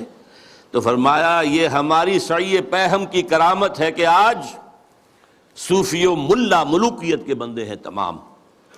تب مشرق کے لیے موضوع یہی افیون تھی، ورنہ قوالی سے کچھ کم تر نہیں علم کلام. قوالی بھی کیا کرتی ہے؟ آپ کے قواعد عملی کو ختم کر کے سر دھنتے رہی ہے. علم کلام بھی یہی کرتا ہے. مسائل، اللہ کی صفات اس کی ذات پر اضافی ہیں یا اس کی ذات کا جز ہیں؟ صفات حادث ہیں یا قدیم ہیں؟ اس کائنات کا کیا ہے ربط حادث بالقدیم؟ یہ کائنات حادث ہے، اللہ کی ذات قدیم ہے، رابطہ کیا ہے ان کا؟ کیا کنیکشن ہے؟ یہ مسائل جو لا ینحل ہیں، یہ اس ماورا اس طبقے سے تعلق ہے ان تمام کا کہ جن کو حل ممکن نہیں. قرآن نے حدیث نے ان کو چھیڑا ہی نہیں. ہے اپنی جگہ مسائل ہے، فلسفے میں بحثیں ہوتی ہیں، گفتگویں ہوتی ہیں، لیکن یہ کہ ان کو موضوع بنا لینا، انہی پر بحثیں ہونا. میں صرف تاریخی طور پر آپ کو بتا رہا ہوں، جب ترک قسطنطنیہ کا محاصرہ کیے ہوئے پڑے ہوئے تھے تو آیا صوفیہ جو ان کا سب سے بڑا چرچ تھا، اب بڑی مسجد ہے وہ، وہاں پر مناظرہ ہو رہا تھا. کن مسائل پر؟ علماء عیسائیوں کے. ایک سوئی کی نوک پر کتنے فرشتے آ سکتے ہیں؟ حضرت عیسیٰ کی ولادت کے بعد بھی حضرت مریم کنواری رہ گئی یا نہیں؟ اور جو لاسٹ سپر میں روٹی کھائی تھی حضرت عیسیٰ نے، وہ خمیری تھی یا فطیری تھی؟ ان مسائل پر بحثیں ہو رہی ہیں آیا صوفیہ میں، اور وہاں لشکر مسلمانوں کا پڑا ہوا گھیرے ہوئے. یہی حال ہمارا ہے ہندوستان میں. انگریز آ چکا ہے، بنگال سے آگے بڑھ رہا ہے. ہماری حکومتیں جو چھوٹے چھوٹے یہ ہیں سلطان بیٹھے ہوئے ہیں، نواب ختم ہو رہے ہیں، اور ہمارے علماء میں سے 2 ٹاپ کے علماء، 2 جن کا میں اس وقت نام نہیں لینا چاہتا کہیں خامخواہ ایک سوء ظن اشخاص سے نہ ہو جائے، کن مسائل پر گفتگو کر رہے ہیں؟ اللہ جھوٹ بول سکتا ہے یا نہیں؟ آپ کے نہیں بول سکتا تو اس کا مطلب اللہ کل شیء قدیر نہیں ہے. اور بول سکتا ہے تو پھر اس کی وہ شان نہیں رہی باقی تنزیہی. اللہ کوئی دوسرا محمد بنانے پر قادر ہے یا نہیں؟ اگر ہے تو اس کا مطلب بے نظیر تو نہ ہوئے محمد صلی اللہ علیہ وسلم. یہ مسائل بحثیں ہوتی تھی، بڑے علماء، منطقی علماء اس پر بحث کرتے. تو یہ ہے تب مشرق کے لیے موضوع یہی افیون تھی، ورنہ قوالی سے کچھ کمتر نہیں علم الکلام. ہے طواف و حج کا ہنگامہ اگر باقی تو کیا، کند ہو کر رہ گئی مومن کی تیغ بے نعام. یہ طواف و حج کا ہنگامہ ہے، 30-40 لاکھ آدمی آ جاتے ہیں، جمع ہو جاتے ہیں. وہ اس اقبال کے زمانے میں تو شاید ابھی 2-3 لاکھ ہی ہوتے ہیں، واللہ عالم. بہرحال لیکن یہ کہ مومن کی تیغ تو بے نعام جو ہے رہ گئی ہے، ختم ہو گئی ہے. لہذا کوئی ڈرنے کی ضرورت ہی نہیں. کیوں گھبرا رہے ہیں آپ؟ کس کی نومیدی پہ حجت ہے یہ فرمان جدید؟ ہے جہاد اس دور میں مرد مسلمان پر حرام. یہ جو آپ نے مجلس بلائی ہے اور آپ نے اتنا عمدہ انوگرل ایڈریس بھی ادا کیا ہے ہمیں، یہ کس کی طرف سے کوئی نا امیدی کسی بات آپ پر آ گئی ہے؟ نومیدی یا سنگیزی کوئی ہے آپ کے اندر پیدا ہو رہی ہے؟ وہ کون سا سبب ہے؟ کس کی نومیدی پہ حجت ہے یہ فرمان جدید ہے جہاد اس دور میں مرد مسلمان پر حرام۔ دوسرا بشیر بولتا ہے خیر ہے سلطانی جمہور کا غوغا کے شر، تو جہاں کے تازہ فتنوں سے نہیں ہے باخبر۔ یہ پہلے مشیر کو مخاطب کر کے کہہ رہا ہے، تم واقف نہیں ہو دنیا میں جو نئے نئے فتنے اٹھ گئے ہیں، ابلیسیت کو چیلنج کرنے کے لیے بڑی چیزیں آ گئی ہیں۔ اب یہ سلطانی جمہور کا زمانہ آ رہا ہے، ہم نے تو ملوکیت بنائی تھی، بادشاہت بنائی تھی، امپیریلزم بنائی تھی، یہ کیا ہوا ہے؟ یہ بادشاہت ختم ہو رہی ہے، یہ فرینچ ریولوشن آ چکا ہے، یہ کیا ہو رہا ہے؟ سلطانی جمہور، خیر ہے سلطانی جمہور کا غوغا کے شر، تو جہاں کے سارا فتنوں سے نہیں ہے باخبر۔ اس کے جواب میں پہلا مرشد جو کچھ کہہ رہا ہے، میں سمجھتا ہوں یہ ماسٹر پیس ہے اس نظم کا حصہ۔ میں ہوں باخبر، میں جانتا ہوں، مجھے بے خبر نہ سمجھو، ہوں مگر میری جہاں بینی بتاتی ہے مجھے، میں جو پوری دنیا کو میں نے دیکھا بھالا ہے، سمجھا ہے، سمجھایا ہے، وہ مجھے بتاتی ہے جو ملوکیت کا ایک پردہ ہو کیا اس سے خطر؟ یہ تو ملوکیت کا ایک پردہ ہے، یہ جمہور کی حاکمیت وہی گند ہے، وہی شرک ہے، وہی کفر ہے، وہی خباثت ہے، وہی غلاظت ہے جو ایک فرد کی حاکمیت۔ کیا فرق پڑا؟ Why do you fear؟ ہمیں کون چیلنج کر رہا ہے اس میں؟ کسی نے خدا کی بات کی ہے؟ ہوں مگر میری جہاں بینی بتاتی ہے مجھے جو ملوکیت کا ایک پردہ ہو کیا اس سے خطر؟ ہم نے خود شاہی کو پہنایا ہے جمہوری لباس، جب ذرا آدم ہوا ہے خود شناس و خود نگر۔ یہ تو ہم نے خود بادشاہت کو یہ جمہوری لبادہ اڑا دیا ہے، اس لیے کہ اب انسان ذرا خود شناس ہو گیا ہے، کچھ اپنی حیثیت بھی سمجھنے لگا ہے، سیلف امپورٹنس، سیلف کانشسنس، خود نگر، اپنے حقوق کی بھی نگرانی چاہتا ہے، میں بھی کچھ ہوں، صرف بادشاہ ہی تو نہیں ہے۔ اچھا بھائی لڑو، ایک لبادہ اڑا دو، سب کے سروں کے اوپر وہ گندگی تھوڑی تھوڑی بانٹ کے رکھ دو۔ اور یہ ذہن میں رکھ لیجئے، علامہ اقبال کا یہ ویژن بہت گہرا ہے اور بہت عمدہ ہے۔ ہر کجا بینی جہان رنگ و بو، کہ از خاکش بروید آرزو، یا ز نور مصطفیٰ اورا بہاست، یا ہنوز اندر تلاش مصطفیٰ است۔ دنیا میں جہاں کہیں بھی تمہیں کوئی نور نظر آئے گا، کوئی خیر، کوئی بھلائی کی بات جس سے کوئی آرزو جو ہے، وہ جو کہا تھا کہ آرزو اول تو پیدا ہو نہیں سکتی کہیں، وہ آرزو امنگ پیدا ہو انسان کے اندر، یا تو نور مصطفیٰ کا ظہور ہو رہا ہے، یہ وہی روشنی ہے جو مصطفیٰ نے دی تھی صلی اللہ علیہ وسلم، یا ابھی انسان اسی نور مصطفیٰ کی تلاش میں جا رہا ہے۔ یہ جو ڈائلیکٹیکل پروسیس چل رہا ہے دنیا میں، یہ کشاں کشاں جا رہا ہے اسی نظام کی طرف جو محمد نے دیا تھا صلی اللہ علیہ وسلم۔ یہ بات تو بعد میں بھی آئے گی ذرا، اس وقت یہ ہے کہ یہ خود شناسی اور خود نگری یہ محمد کی ادا کرتا ہے صلی اللہ علیہ وسلم۔ یہ خلیفہ راشد نمبر 2 ہیں حضرت عمر فاروق، جن کا تاریخی جملہ ہے، ایک صوبے کے گورنر نے، غالباً ایران کے گورنر نے، حضرت سعد بن ابی وقاص تھے غالباً، انہوں نے اپنے مکان کے باہر ڈیوڑی بنا دی اور ایک پہرے دار کھڑا کر دیا۔ اب یہ تو نہیں کہ ہر وقت کوئی آئے اور ملنے کے لیے تیار ہو، آخر گورنر ہے، اس کا بھی کوئی پرائیویسی ہوتی ہے، ٹائم ہے۔ پرچہ نویس ہوتے تھے، انہوں نے خبر بھیج دی حضرت عمر کو کہ سعد نے یہ کام کیا ہے۔ آپ نے خط دے کر ویلچی کو بھیجا اور کہا پہلے جا کر اس ڈیوڑی کو آگ لگا دینا اور پھر میرا یہ خط دینا۔ اور خط میں کیا لکھا؟ انسانوں کو ان کی ماؤں نے آزاد جنا تھا، تم کون ہوتے انہیں اپنا غلام بنانے کے لیے؟ Who are you؟ تم نے انہیں اپنا غلام بنا لیا۔ یہ حریت جس کا لوہا مانا ہے ایچ جی ویلز نے، اس نے کوٹ کیا ہے، لا فضل لعربی علی عجمی ولا لعجمی علی عربی ولا لاسود علی احمر ولا لاحمر علی اسود الا بالتقوی۔ کسی عرب کو کسی اجمی پر فضیلت نہیں، کسی اجمی کو کسی عرب پر فضیلت نہیں، کسی گورے کو کسی کالے پر نہیں، کسی کالے کو کسی گورے پر نہیں، سوائے تقوی کے۔ یہ کوٹ کر کے کہتا ہے، although The sermons of human fraternity, freedom and equality were said before also. And we find a lot of such sermons in Jesus of Nazareth. But it must be admitted that it was Muhammad sallallahu alaihi wasallam who for the first time in history established a society based on these principles. یہ ہے حریت. تو کہتے ہیں ہم نے خود شاہی کو پہنایا ہے جمہوری لباس. جب ذرا آدم ہوا ہے خود شناس و خود نگر. یہ خود شناسی اور خود نگری محمد کی عطا کردہ ہے صلی اللہ علیہ وسلم. کاروبار شہریاری کی حقیقت اور ہے. یہ وجود میر و سلطان پر نہیں ہے منحصر. یہ بادشاہ ہو ایک بیٹھا ہوا, اس کی کوئی جو ہے میر ہو سلطان ہو, نہیں. کاروبار شہریاری جو ہے حکومت اور ملوکیت کی اس اصل حقیقت کچھ اور ہے.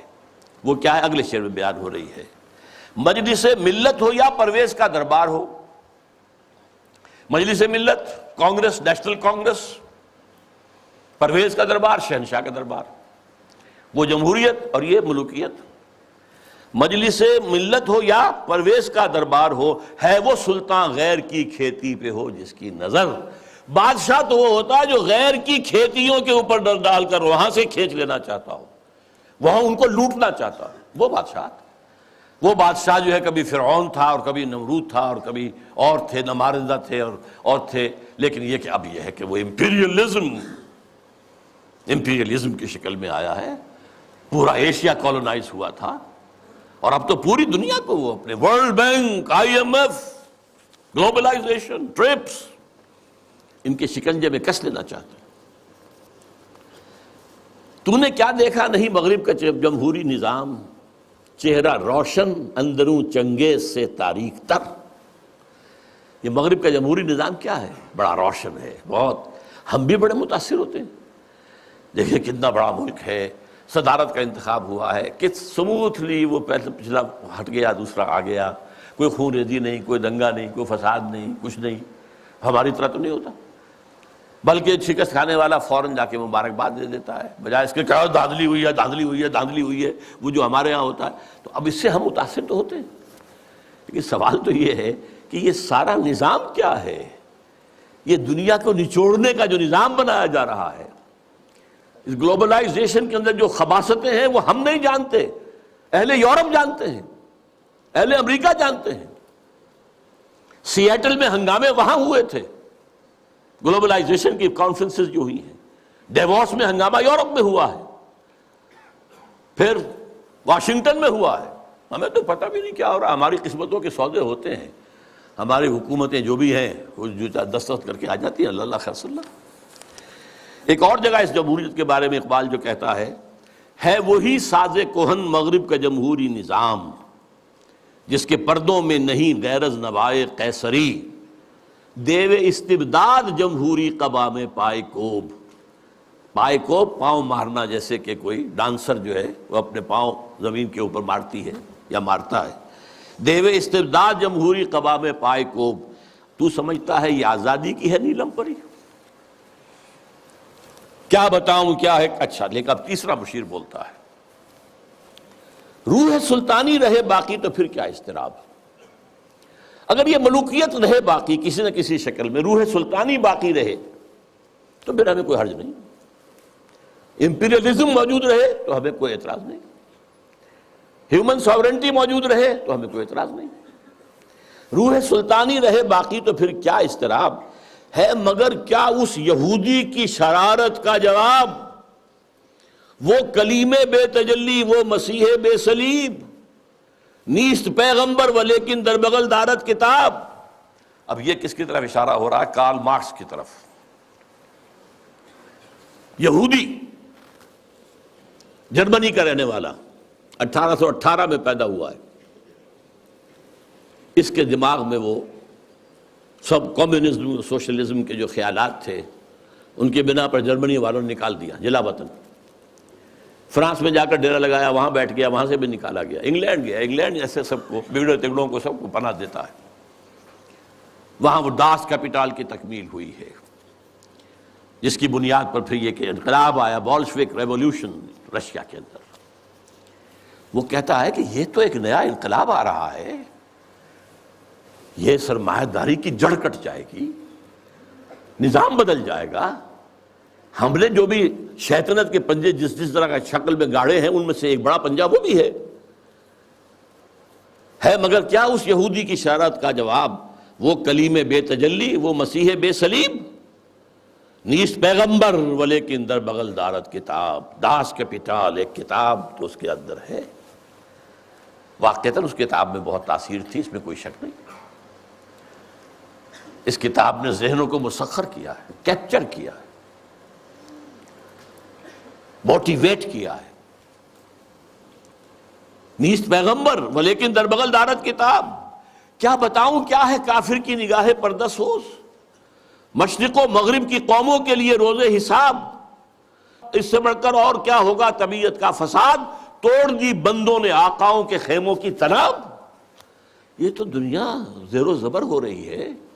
یہ آقا اور یہ جو بندے تھے جن کو تقدیر کا سبق ہم نے سکھا رکھا تھا، جن کو وہ بھی جو اپنے حالات کے اندر جو تھے وہ مست تھے، یہ اٹھ کھڑے ہوئے ہیں، فساد برپا کر دیا ہے، آقاؤں کے خیموں کی تنابیں توڑ رہے ہیں، تو اس کا کیا جواب ہے؟ یہ تو ایک بہت بڑا فتنہ ہے جو ہمارے لیے، ابلیسیت کے لیے۔ اب ایک چوتھے بشیر صاحب آتے ہیں درمیان میں، توڑ اس کا رومت الکبریٰ کے ایوانوں میں دیکھ، آل سیزر کو دکھایا ہم نے پھر سیزر کا خواب۔ رومت الکبریٰ، Rome, the great Rome, the great Roman empire, اور خاص طور پہ سیزر کا زمانہ۔ سیزر کے زمانے میں حضرت مسیح پیدا ہوئے ہیں، اور اسی کا اپوائنٹڈ گورنر پائلیٹس پونٹس جو ہے، اس کے ہاتھوں ان کے خیال کے مطابق ان کو سولی دی گئی ہے۔ تو سیزر کا جو ایک خواب تھا، اور اس نے جو ایک بڑی سلطنت، بڑی مملکت، ایشیا، افریقہ اور یورپ کو اپنے ایک پنجے کے اندر لانے کا خواب دیکھا تھا، وہ ختم ہو گیا تھا۔ پھر مسلمان آ گئے، گریٹ آٹومان امپائر قائم ہو گئی، تقریباً انہی تمام علاقوں پر جن پر یہ رومن امپائر تھی تقریباً۔ لیکن اب پھر ہم نے آل سیزر، سیزر ہی کے خاندان سے، نسل سے ایک شخص کو پھر وہی خواب دکھا دیا ہے، اور وہ شخص کون ہے؟ مسولینی۔ یہ 1883 میں پیدا ہوا تھا، اور ایک غریب لوہار کا بیٹا تھا، لیکن اس کے اندر ایک زوم تھا کہ رومی بڑی طاقت ہے، بڑی قوت ہے، اونچی نسل ہے، اعلیٰ نسل ہے، ان کا حق ہے حکومت کرنا۔ یہی چیز بعد میں ہٹلر کے ذریعے سے جرمنی میں آئی ہے، لیکن ابھی جب تک یہ نظم لکھی گئی ہے 1936 میں، اس وقت تک ابھی وہ منظر عام پر نہیں آیا تھا۔ لیکن سبق ایک تھا، فاشزم، چاہے وہ مسولینی کا ہو اور چاہے وہ نازیزم ہے جرمنی کا، ایک قوم، ایک نسل، لہذا ایک بڑی عظیم مملکت بنانے کا اس نے خواب دیکھا۔ شمالی افریقہ کے کئی ممالک فتح کر لیے، اس پہ بڑے بڑے اعتراض کیے یورپ والوں نے بھی، وہ تو میں بعد میں آپ کو بتاؤں گا۔ لیکن یہ ہے کہ یہ چوتھے مشیر نے کہا کہ ہم نے توڑ پیدا کر دیا ہے، کمیونزم کا راستہ روکنے کے لیے یہ فاشزم آ گیا ہے، تم گھبراؤ نہیں۔ توڑ اس کا رومت الکبریٰ کے ایوانوں میں دیکھ، آل سیزر کو دکھایا ہم نے پھر سیزر کا خواب، کون بحر روم کی موجوں سے ہے لپٹا ہوا، گاہ بالت چوں سنوبر گاہ نالت چوں رباب۔ یہ کون ہے جو بحر روم کی موجوں سے لپٹا ہوا؟ بہت بڑا اس نے بحری بیڑا بنایا تھا، شمالی افریقہ کو فتح کرنے کے لیے بحری بیڑے کی ضرورت تھی۔ اٹلی، آخر اسی نے تو فتح کیا تھا لیبیا کو، پھر وہ حبشہ کی طرف آیا، ایریٹریا کی طرف آیا، بڑھ رہا تھا۔ اس پر جب اعتراض ہو رہا تھا، اگرچہ اس کو تو قتل کر دیا اسی کے جو لوگ تھے اس کی پارٹی کے 1945 میں، لیکن بہرحال وہ ایک فلسفہ دے گیا تھا۔ اقبال کی ایک اور نظم ہے، وہ میں تیزی سے آپ کو پڑھ کر سنا دیتا ہوں۔ جب ویسٹ میں بہت تنقید ہوئی مسولینی پر، تو جواب میں وہ کہتے ہیں، علامہ اقبال کہتے ہیں مسولینی کی زبان سے، یا مسولینی کہتا ہے علامہ اقبال کی زبان سے، کیا زمانے سے نرالا ہے مسولینی کا جرم، بے محل بگڑا ہے معصومان یورپ کا مزاج۔ یہ معصوم بیٹھے ہوئے انگریز اور یہ فرانسیسی، یہ بڑے معصوم قوم ہے، یہ کہتے ہیں کہ یہ کیا کر رہا ہے مسولینی، یہ کیا جو ہے خوریزی کر رہا ہے۔ کیا زمانے سے نرالا ہے مسولینی کا جرم، بے محل بگڑا ہے معصومان یورپ کا مزاج، ہے میں پھٹکتا ہوں تو چھلنی کو برا لگتا ہے. کیوں؟ چھاج پھٹکتا ہے، چھلنی جو ہے اس کے اندر سے وہ چیر کو نکلتی ہے. میں پھٹکتا ہوں تو چھلنی کو برا لگتا ہے. کیوں؟ ہیں سبھی تہذیب کے اوزار، تو چھلنی میں چھاج. میرے سودائے ملوکیت کو ٹھکراتے ہو تم نے کیا توڑے نہیں کمزور قوموں کے زجاج. تم نے لوٹے بے نوا سیرا نشینوں کے خیام، تم نے لوٹی کشت دہقاں، تم نے لوٹے تخت و تاج. پردہ تہذیب میں غارت گری آدم کشی، کل روا رکھی تھی تم نے، میں روا رکھتا ہوں آج. یہ ہے مسلمانی کا جو موقف تھا جو علامہ اقبال نے بیان کیا. بہرحال اب پھر تیسرا مشیر بولتا ہے، میں تو اس کی عاقبت بینی کا کچھ قائل نہیں جس نے افرنگی سیاست کو کیا یوں بے حجاب. کہ میں تو کچھ زیادہ قائل نہیں ہوں اس مسلمانی کی کوئی عاقبت اندیشی، یہ ہمارے کام کا آدمی نہیں ہے. افرنگی سیاست کو اس طرح بے حجاب کر دیا کہ تم بھی لٹیرے ہو، تم نے بھی خونریزیاں کی ہیں، تم نے بھی ملک لوٹے ہیں، تم نے بھی لوگوں کے خون چوسے. میں کر رہا ہوں تو کون سا نیا جرم ہے؟ کیا زمانے سے نرالا ہے مسولینی کا جرم؟ وہ کہتا کہ یہ تو اصل میں یہ اشتراکیت کے خلاف، تو یہی جو ویسٹرن کیپٹلزم ہے یہی تو اصل دفاع بن سکتا تھا، اور اسی کو مسولینی کمزور کر رہا ہے. میں تو اس کی عاقبت بینی کا کچھ قائل نہیں جس نے افرنگی سیاست کو کیا یوں بے حجاب. پانچواں مشیر اب کہتا ہے، اے تیرے سوز نفس سے کار عالم استوار. جناب ابلیس، مہاراج ابلیس، آپ کے سوز نفس ہی سے تو سارا یہ کار عالم جو ہے یہ چل رہا ہے. تو نے جب چاہا کیا ہر پردگی کو آشکار. تو نے جب چاہا چھپے ہوئے رازوں کو آشکار کر دیا، کھول دیا، بیان کر دیا. آب و گل تیری حرارت سے جہان سوز و ساز. یہ جو آب و گل کا عالم ہے، یہ زمین اور پانی، اسی سے سب کچھ بنا ہے نا. وَمِنَ الْمَاءِ خَلَقْنَا مِنَ الْمَاءِ كُلَّ شَيْءٍ حَيٍّ. یہ ساری چیزیں یہیں سے پیدا ہوئی ہیں، پانی اور مٹی. من تین قرآن کہتا ہے. آب و گل تیری حرارت سے جہان سوز و ساز. ابلہ جنت تیری تعلیم سے دانائے کار. ابلہ جنت یہ اصل میں حضور کی جو ایک حدیث ہے بیان کی جاتی ہے، میں اس کے سند کا کیا مقام نہیں جانتا. اہل الجنت بلہن، کہ جنت میں لوگ جو ہوں گے وہ ہوں گے بہت ہی سادہ لوگ ہوں گے، بہت شریف ہوں گے، بہت سادہ لوگ. اس سے یہ ابلہ کا لفظ بنا ہے. ابلہ جنت تیری تعلیم سے دانائے کار. یہ انسان جو ہے یہ تیری ہی تعلیم سے بڑے بڑے فلسفی بن کر ابھر آئے ہیں. تجھ سے بڑھ کر فطرت آدم کا وہ محرم نہیں، سادہ دل بندوں میں جو مشہور ہے پروردگار. خود وہ پیدا کرنے والا بھی آدمی کی فطرت سے اتنا واقف نہیں جتنا آپ ہیں. کام تھا جن کا فقط تقدیس و تسبیح و طواف، تیری غیرت سے ابد تک سرنگون و شمسار. یہ جو فرشتے جو تھے، یہ جو سارا ان کا کام ہی جو تھا ہمیشہ کے لیے تقدیس و تسبیح و طواف جو ہے، اب یہ تیری غیرت کی وجہ سے ابد تک سرنگون و شمس. ایک نظم ہے بال جبریل کے اندر اقبال کی کہ حضرت جبریل کہتے ہیں، ہمدم دیرینا کیسا ہے جہان رنگ و بو. اور ابلیس کہتا ہے، سوز و ساز و درد و داغ و جستجو و آرزو. پھر حضرت جبریل کہتے ہیں، ہر گھڑی افلاک میں رہتی ہے تیری گفتگو، کیا نہیں ممکن کہ تیرا چاہ کے دامن ہو رفو. تو نے جو اللہ کے حکم سے سرتابی کی تھی، اپنے اس دامن کو اگر دوبارہ سی لے، رفو کر لے، تو پھر تیرا مقام جو ہے وہ ہو سکتا ہے بلند. اس میں وہ کہتا ہے، اے جبریل تو واقف نہیں اس راز سے، کر گیا سرگشت مجھ کو سرمست مجھ کو ٹوٹ کر میرا صبح. یہ جو میں نے عالم بنایا ہے، اس میں جو کچھ کھیل میں دیکھ رہا ہوں، جو تماشے کر رہا ہوں، جو میرے یہاں پر اداکار جو ہیں کام کر رہے ہیں، میں جن کی پتلیوں کی طرح سے جنہیں نچا رہا ہوں، یہ میرے لیے بہت دلچسپ ہے. یہ جو عالم ہے تمہارا، تو فقط اللہ اللہ اللہ، اس عالم میں اب میرا گزر نہیں. اب یہاں میرا گزر ممکن نہیں. کس قدر خاموش ہے یہ عالم بے کاخ کو. یہاں تو کوئی حرکت ہے ہی نہیں، کوئی لڑائی ہو، کوئی جنگ ہو، مار پیٹ ہو، کوئی خونریزی ہو، وہ کچھ بھی نہیں. بہرحال گرچہ ہیں تیرے مرید افرنگ کے ساحر تمام، اب مجھے ان کی فراست پر نہیں ہے اعتبار.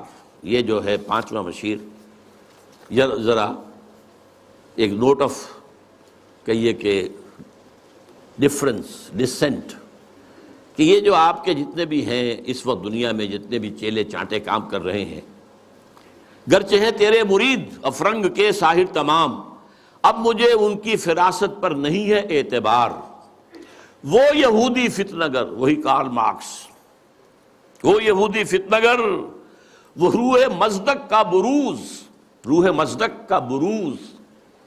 بروز کہتے ہیں کسی گزری ہوئی شے یا گزرے ہوئے انسان کی روح کا جزوی طور پر یا کلیہ طور پر کسی اور میں بعد میں ظاہر ہو جانا۔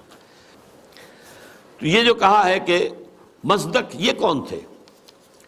یہ 5ویں صدی عیسوی میں ایران میں پیدا ہوئے، اور جہاں تک تحقیق ہے زرتشت کے یہ پیروکار تھے، اور میرا گمان بھی یہی ہے، بعض لوگوں کا خیال ہے کہ زرتشت جو ہے وہ نبی تھے، واللہ عالم۔ اور سائرس جس نے کہ عظیم تر ایران کی بنیاد ڈالی تھی، جسے قرآن میں ذوالقرنین کہا گیا ہے، وہ اصل میں انہی کا تربیت دادا تھا۔ وہ جلا وطنی کی زندگی میں جب رہا ہے تو انہی کے زیر اثر رہا ہے، واللہ عالم۔ اس نے جو ہے زرتشتی فلسفے کو ذرا آگے بڑھایا۔ زرتشتی فلسفہ جو دنیا میں اب ہے، ہمیں نہیں معلوم انہوں نے کیا کہا تھا، جیسے کہ ایک کرسچینٹی اب ہے، حضرت مسیح نے اصلاً کیا کہا تھا، وہ تو اگر قرآن نہ ہوتا تو ہمیں کیسے معلوم ہوتا۔ بدھ مت اب جو کچھ ہے کیا پتہ واقعتاً وہ گوتم بدھ کی طرف اس کی نسبت درست ہے کہ نہیں ہے۔ اس طرح زرتشت کی طرف جو نسبت ہے، 2 خدا ہیں، ایک نیکی کا خدا ہے یزداں، خدا خیر، اور ایک بدی کا خدا ہے اہرمن، خدا شر۔ البتہ اس کے اوپر بھی ایک خدا کو مانتا ہے، خدائے گاں، یعنی ان دونوں خداؤں پر بھی ایک خدا ہے۔ تو یہ وہی ہے معاملہ کہ ہر جو مشرکانہ نظام ہوتا ہے اس میں ایک بڑے خدا کو مان کر اس کے نیچے چھوٹے چھوٹے خدا کو مانا جاتا ہے، لیکن بڑے خدا کو مانتے ہیں۔ اللہ عرب میں ایک ہی تھا، آلہہ بے شمار تھے، اللہ ایک۔ یورپ میں چاہے وہ گریک سویلائزیشن تھی یا رومن، کیپٹل جی سے لکھے جانے والا گاڈ وہ ایک ہی تھا، اومنی پوٹنٹ، اومنیشینٹ، اومنی پریزنٹ، علی کل شیء قدیر، بکل شیء علیم، اور یہاں ہر جگہ موجود۔ لیکن نیچے گاڈز اینڈ گاڈیسز جو ہیں وہ چھوٹے جی سے لکھی جائے گی، گاڈز اینڈ گاڈیسز، یہ بے شمار۔ ہندوستان میں اسی طریقے سے یہاں پر بھی دیوی دیوتا بہت، لیکن مہادیو ایک ہی ہے۔ بہرحال وہ اس نے مصدق نے اس فلسفے کو آگے بڑھایا کہ دنیا میں جتنا شر ہے، حسد ہے، کینہ ہے، بغض ہے، غضب ہے، نفرت ہے، لڑائیاں ہیں، دنگے ہیں، فساد ہیں، خون ریزیاں ہیں، یہ سب عدم مساوات کی وجہ سے ہے۔ مساوات اگر قائم کر دی جائے تو یہ ختم ہو جائے گا۔ لہذا زر، زن، زمین، 3 چیزیں زیر سے شروع ہوتی ہیں، یہ تینوں، زر، زن، زمین، ان کو سب انسانوں میں برابر تقسیم ہو جانا چاہیے۔ یہ فلسفہ ہے جو سب سے پہلے دنیا میں اس طرف آیا ہے، جدھر پھر ایک چھلانگ جو ہے وہ پھر کارل مارکس نے لگائی ہے، لیکن ابتدا کا فلسفہ یہ تھا، مصدق۔ 548 عیسوی میں نوشیروان عادل نے اسے قتل کر دیا، اور اس کے بعد مصدقی فرقہ جو اس کا تھا، جتنے بھی پیروکار تھے، ان سب کو بھی تہہ تیغ کر دیا گیا، تو بات ختم ہو گئی۔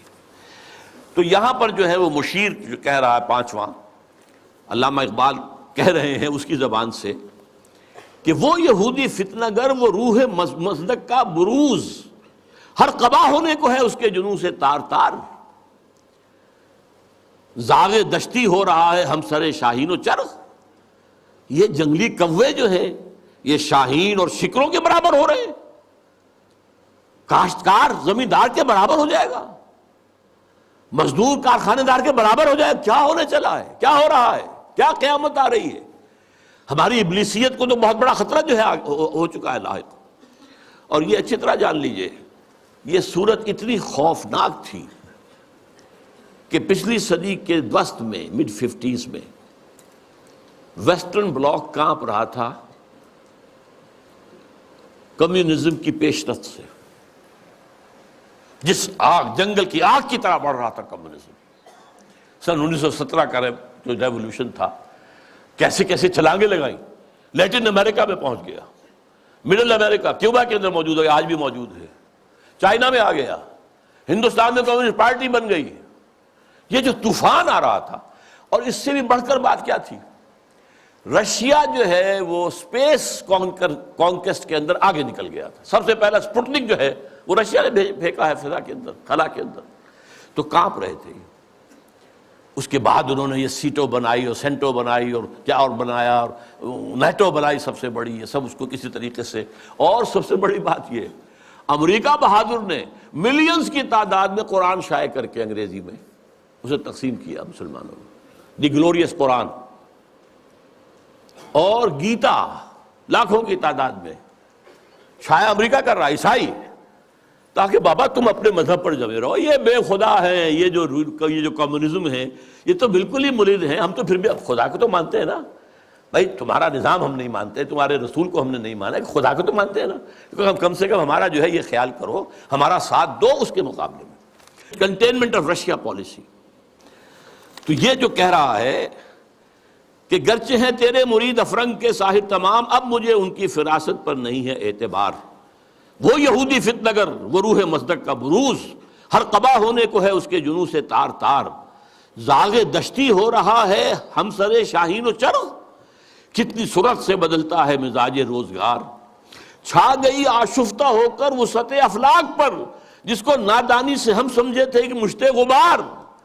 ہم سمجھے تھے تو ایک ہے، ایک ملک میں ریولوشن آ گیا ہے نا، رشیا کے اندر آ گیا ہے، بولشوک ریولوشن آ گیا ہے، مشت غبار ہے بس. یہ تو آندھی بن گئی ہے.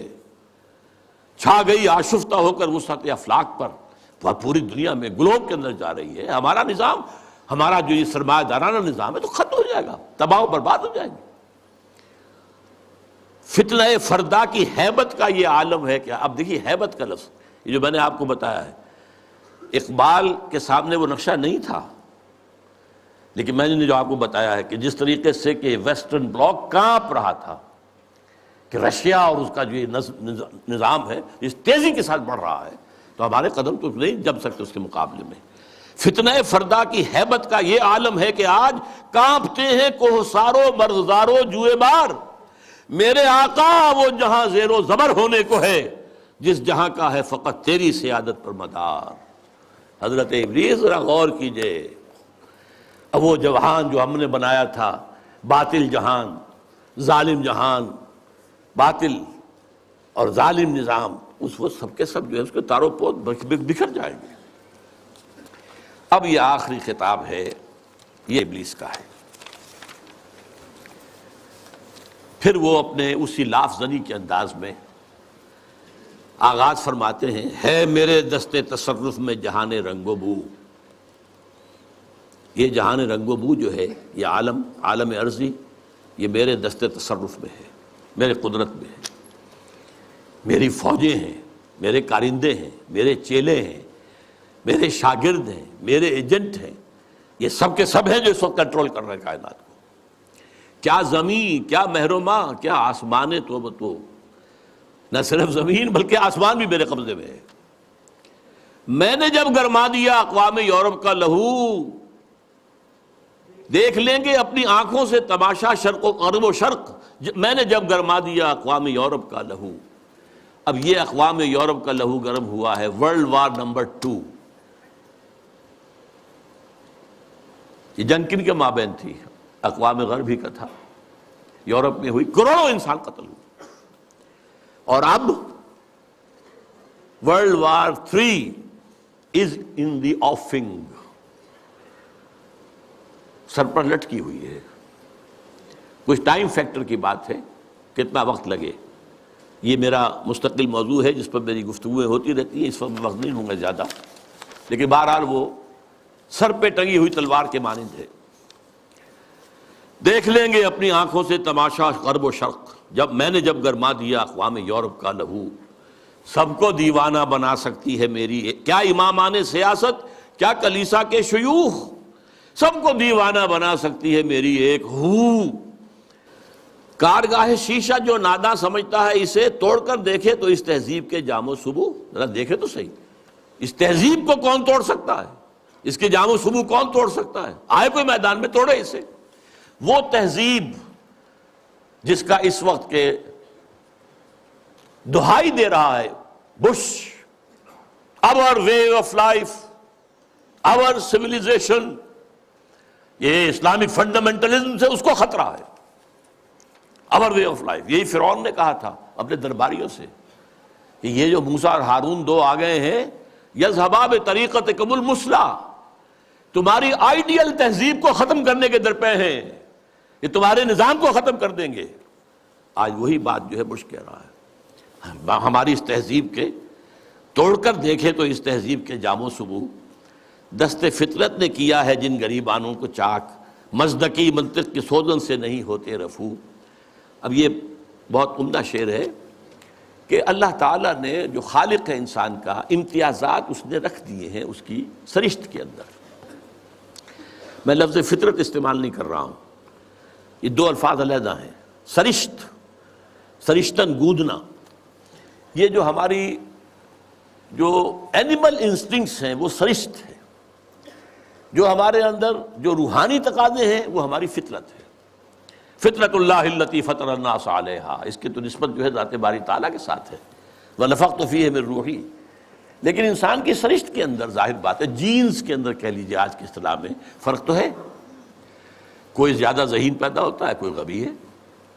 کوئی زیادہ جسمانی صحت والے جینز لے کر آتا ہے، کوئی بنیادی طور پر ایسے جینز لے کر آ رہا ہے کہ بیمار ہو رہا ہے، اور بیماری بھی ایسی جو لا علاج ہے. تو یہ تو فرق اور امتیاز تو رہے گا.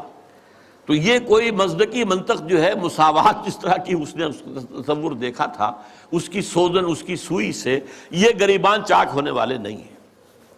اسلام نے بھی ان کو ختم نہیں کیا ہے، ان کو ایک حد میں لایا ہے. زیادہ گیپ نہ ہو جائے. ابھی ایک علیحدہ موضوع ہو جائے گا اسلام کا معاشی نظام کیا ہے. اس نے دو چیزوں کو زنجیر، دو جنوں کو زنجیر ڈال دی ہے، سود اور جوا، اور دو مزید جنسی جذبات کو بھڑکان کر کوئی آمدنی اور منشیات کو فروغ دے کر آمدنی. چار چیزیں نکال دیجئے تو ویسٹرن کیپٹلزم اسلامی نظام بن جائے گا. Private ownership, private enterprise, personal initiative, demand and supply, hire and fire, یہ سارے اصول جو ہیں، مارکیٹ اکانومی، یہ سب اسلام میں بھی ہے. بس یہ ہے کہ یہ سود کے ذریعے سے یہ جو سرمایہ کاری ہے یہ سرمایہ داری بن جاتی ہے. جیسے وہ آکاش بیل ہوتی ہے درخت کے اوپر چھا گئی اور اس پورے درخت کی جو جتنی بھی اس کے اندر توانائی تھی کھینچ لیا اس کو، اس نے وہ پھر سرمایہ داری بن جاتی. جوا، سٹاک ایکسچینج، ایک ہینڈل جو ہے ادھر سے ادھر کیا اور کریش ہو رہا ہے، مارکیٹ کریش ہو رہی ہے، بلینز اینڈ بلینز گون، اور وہ صرف ایک لیور کو کھینچنے کی بات ہے. یہ ساری چیزیں آپ کے علم میں ہیں. دست فطرت نے کیا ہے جن غریبانوں کو چاک، مزدکی منطق کی سوزن سے نہیں ہوتے رفو. کب ڈرا سکتے ہیں مجھ کو اشتراکی کوچہ گرد. یعنی تم جن سے گھبرا رہے ہو یہ مجھے تو نہیں ڈرا سکتے، مجھے ان سے کوئی خوف نہیں. یہ پریشاں روزگار آشفتہ مغز آشفتہ ہوں، یہ تو دیوانے قسم کے کچھ لوگ ہیں، ان کے خیالات بھی دیوانگی کے ہیں. ہے اگر کوئی خطر مجھ کو تو اس امت سے ہے. یہ ہے اب کلائمیکس اس کا، جس کی خاکستر میں ہے اب تک شرار آرزو. بہت اہم ہیں یہ الفاظ. اگرچہ دنیا میں ابھی کہیں اسلامی نظام موجود نہیں ہے، we have to admit. دنیا کہتی ہے اسلامی نظام، بھائی کتاب میں ہے، اس میں پڑھ لو یہ نظام ہے. وہ کہتے دکھاؤ کہیں، نہیں، سوری، کہیں نہیں ہے، کہیں آثار بھی نہیں ہے ابھی تک، تو کم سے کم نظر تو نہیں آ رہے. لیکن اس کی نگاہ دیکھ رہی تھی جبریل، اس ابلیس کی 80 برس پہلے، اور آج وہی ویژن ویسٹ کو حاصل ہو چکا ہے. اس کی خاکستر میں ہے اب تک شرار آرزو. خاکستر ایک اگر انگارہ ہے، انگارے کے اوپر راکھ آ جاتی ہے تو آگ تو نظر نہیں آتی، تو راکھ ہے. کہیں اب آپ اسے اٹھائیں گے اور وہ اگر راکھ نکل گئی پھر پتہ چلے گا اندر کیا ہے. یہ وہ دیکھ رہا ہے. اس امت کی خاکستر میں شرار آرزو موجود ہے اگر مجھ کو خطر کوئی تو اس امت سے ہے جس کی خاکستر میں ہے اب تک شرار آرزو۔ یہ شرار آرزو پیدا کب ہوا یہ بھی سمجھ لیجئے۔ ویسٹرن کلونیلزم کا بستر جب طے ہوا، وہ نئی بساط بچھانی ہے اس کے بعد ہی، جیسے ہی ویسٹرن کلونیلزم گیا ہے ورلڈ بینک صاحب تشریف لے آئے، اسی وقت قائم ہوئے ہیں مالیاتی استعمار کا آغاز۔ لیکن جب یہ طے ہوا، اب ہم مسلمان بھی آزاد ہو گئے، تو خیال آیا جیسے کسی بے ہوش سے ہوش میں آنے کے بعد یاد آتا ہے میں کیا تھا، ہم کیا تھے، ہمارا بھی تو ایک نظام تھا، کم سے کم یہ کہ ہمارے بھی کچھ قوانین تھے، کچھ تعزیرات تھیں، کچھ حدود تھے، کچھ سزائیں تھیں، کوئی فیملی لاز تھے، کوئی ہمارے جو قانون وراثت تھا، ہماری تہذیب تھی، ہمارے ہاں کی وہ شرم اور عفت والی جو ہے ایک معاشرت تھی، وہ یاد آئی اور ایک خواہش دل میں انگڑائیاں لینے لگی۔ And this was a universal phenomenon from Indonesia till Mauritania. مسجوبی پارٹی، جماعت اسلامی، خاکسار اسلام کے غلبے کے لیے، فدائیین ایران میں، مسجوبی پارٹی انڈونیشیا میں، الاخوان المسلمون مصر میں، عباد الرحمن لبنان میں، سعید نورسی ترکی میں، وغیرہ وغیرہ وغیرہ، یہ سب تحریک ایک ہے۔ نعیم صدیقی مرحوم نے ایک نظم بھی کہی تھی، مجھے اب وہ یاد تو نہیں ہے ایک ہی جذبہ، کہیں اونچا کہیں مدھم، یہ ایک ہی جذبہ ہے، یہ سارا کا سارا، نام اور ہے، وہ اخوان ہے، یہ جماعت اسلامی ہے، یہ خاکسار ہیں، خاکسار بھی ایک وقت میں بڑے زور شور سے اٹھے تھے۔ بہرحال یہ جذبہ جو ہے اس وقت سے ہے، لیکن افسوس یہ جذبہ دو چیزوں میں ٹھوکر کھا گیا۔ ایک تو اس نے یہ سپوز کر لیا جب ہم مسلمان ہیں تو ایمان تو ہمارے اندر ہے، بس یہ سب سے بڑی غلط، ایمان نہیں ہے بھائی، یہ ایک موروثی عقیدہ ہے، اٹس ناٹ ایمان۔ ایمان وہ ہوتا ہے جو پرسنل کنوکشن کی شکل اختیار کرے، یقین پیدا کر ہے، ناداں یقین سے ہاتھ آتی ہے وہ درویشی کے جس کے سامنے جھکتی ہے فغفوری۔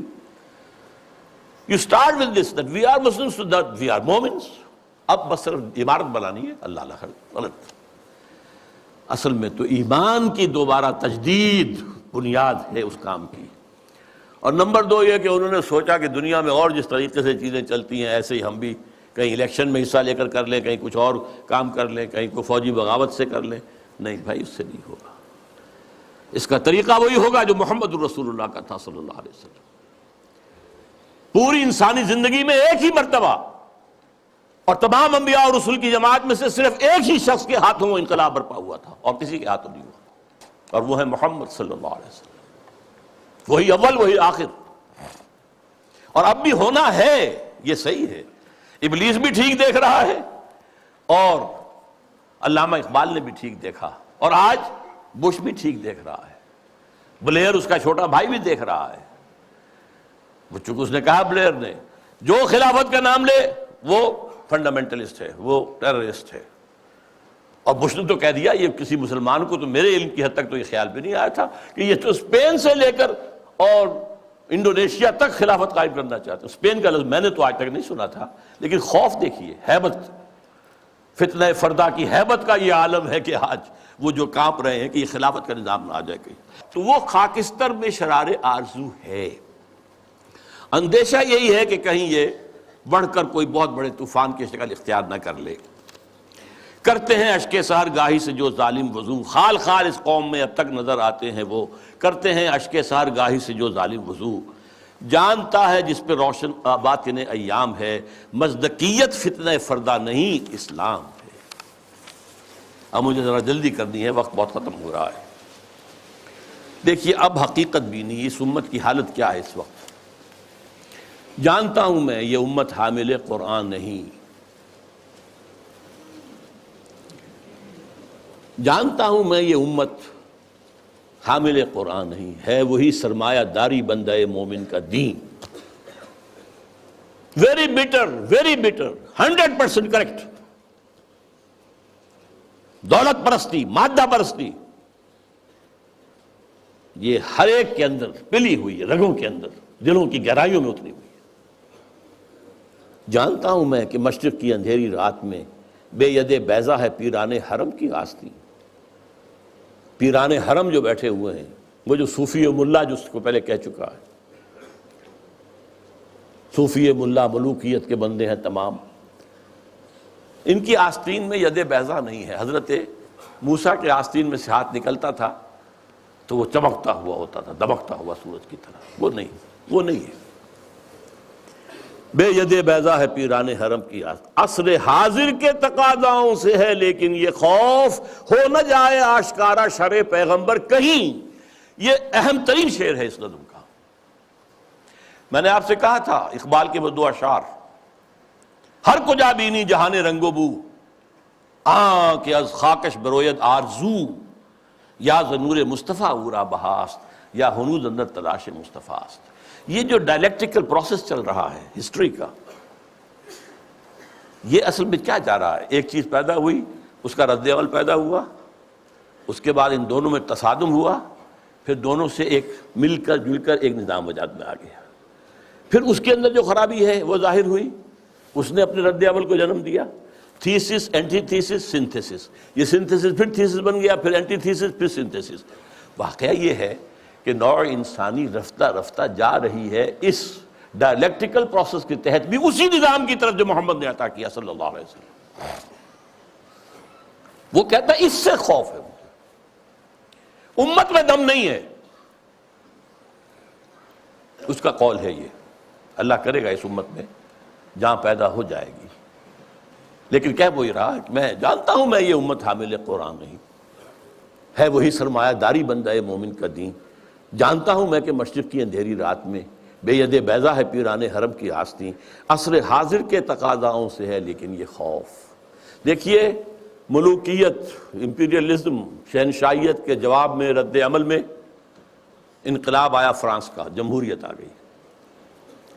جمہوریت چونکہ اللہ کی ہدایت سے تو مستفید نہیں ہے، یہ تو مادہ، اندھا مادہ جو ہے وہ ایکشن ریئیکشن پیدا کر رہا ہے. اس کے اندر وہ جو دولت پرستی تھی، سود رہا، پھر انڈسٹریل ریولوشن آ گیا تو وہ سرمایہ داری بن گئی. ایک لعنت سے چھٹکارا پایا، دوسری لعنت میں گرفتار. فیوڈل لارڈ سے آزاد ہوئے، کارخانے دار اس کے غلام ہو گئے. اس کے رد عمل میں کمیونزم آیا، ایک پارٹی ڈکٹیٹرشپ آ گئی. اب وہ بھی ختم ہوا، اب کہاں آئے گا؟ اب انسان دو راہ پر کھڑا ہے، کہاں جائے گا؟ فوکویاما کہتا ہے اینڈ آف ہسٹری. تاریخ انسانی کے اندر جو سب سے اونچا مقام ہو سکتا تھا ہم حاصل کر چکے. کمیونزم کا خاتمہ ہو گیا، اب کوئی نظام ہمارے مد مقابل آ ہی نہیں سکتا. اس کا ایک جواب لکھا ہے تو ہمارے پاکستان کے ہی عابد اللہ جان، اینڈ آف ہسٹری کی جواب میں اینڈ آف ڈیموکریسی کتاب لکھی ہے. مغربی جمہوریت ختم ہو گئی ہے، مغربی جمہوریت ختم ہو گئی ہے. اس کے دلائل، اس کے شواہد تفصیل کے ساتھ اس کی کتاب کو پڑھی. اور اب اسلام جو آئے گا، سنتھیسس ہوگا، اب وہ ہوگا اسلامی جمہوریت، اسلامی سوشلزم. سوشلزم میں جو خیر تھا وہ بھی اسلام کے اندر ہے. خیر یہی تھا نا کہ ہر ایک کے لیے بنیادی ضروریات جو ہے فراہم کر دی جائیں. یہ تو اسلام میں ہے. ہم نے نہیں کیا تو ہم مجرم ہم ہیں. اسکینڈینیوین سوشلزم اپنی ٹاپ کے اوپر کھڑا ہوا ہے، لیکن اسلام کا سوشلزم اس سے کہیں آگے جائے گا. جمہوریت ٹاپ کی، جہاں ایک بوڑھی عورت جو ہے وہ ٹوک سکتی ہے امیر المومنین عمر فاروق کو رضی اللہ تعالیٰ عنہ.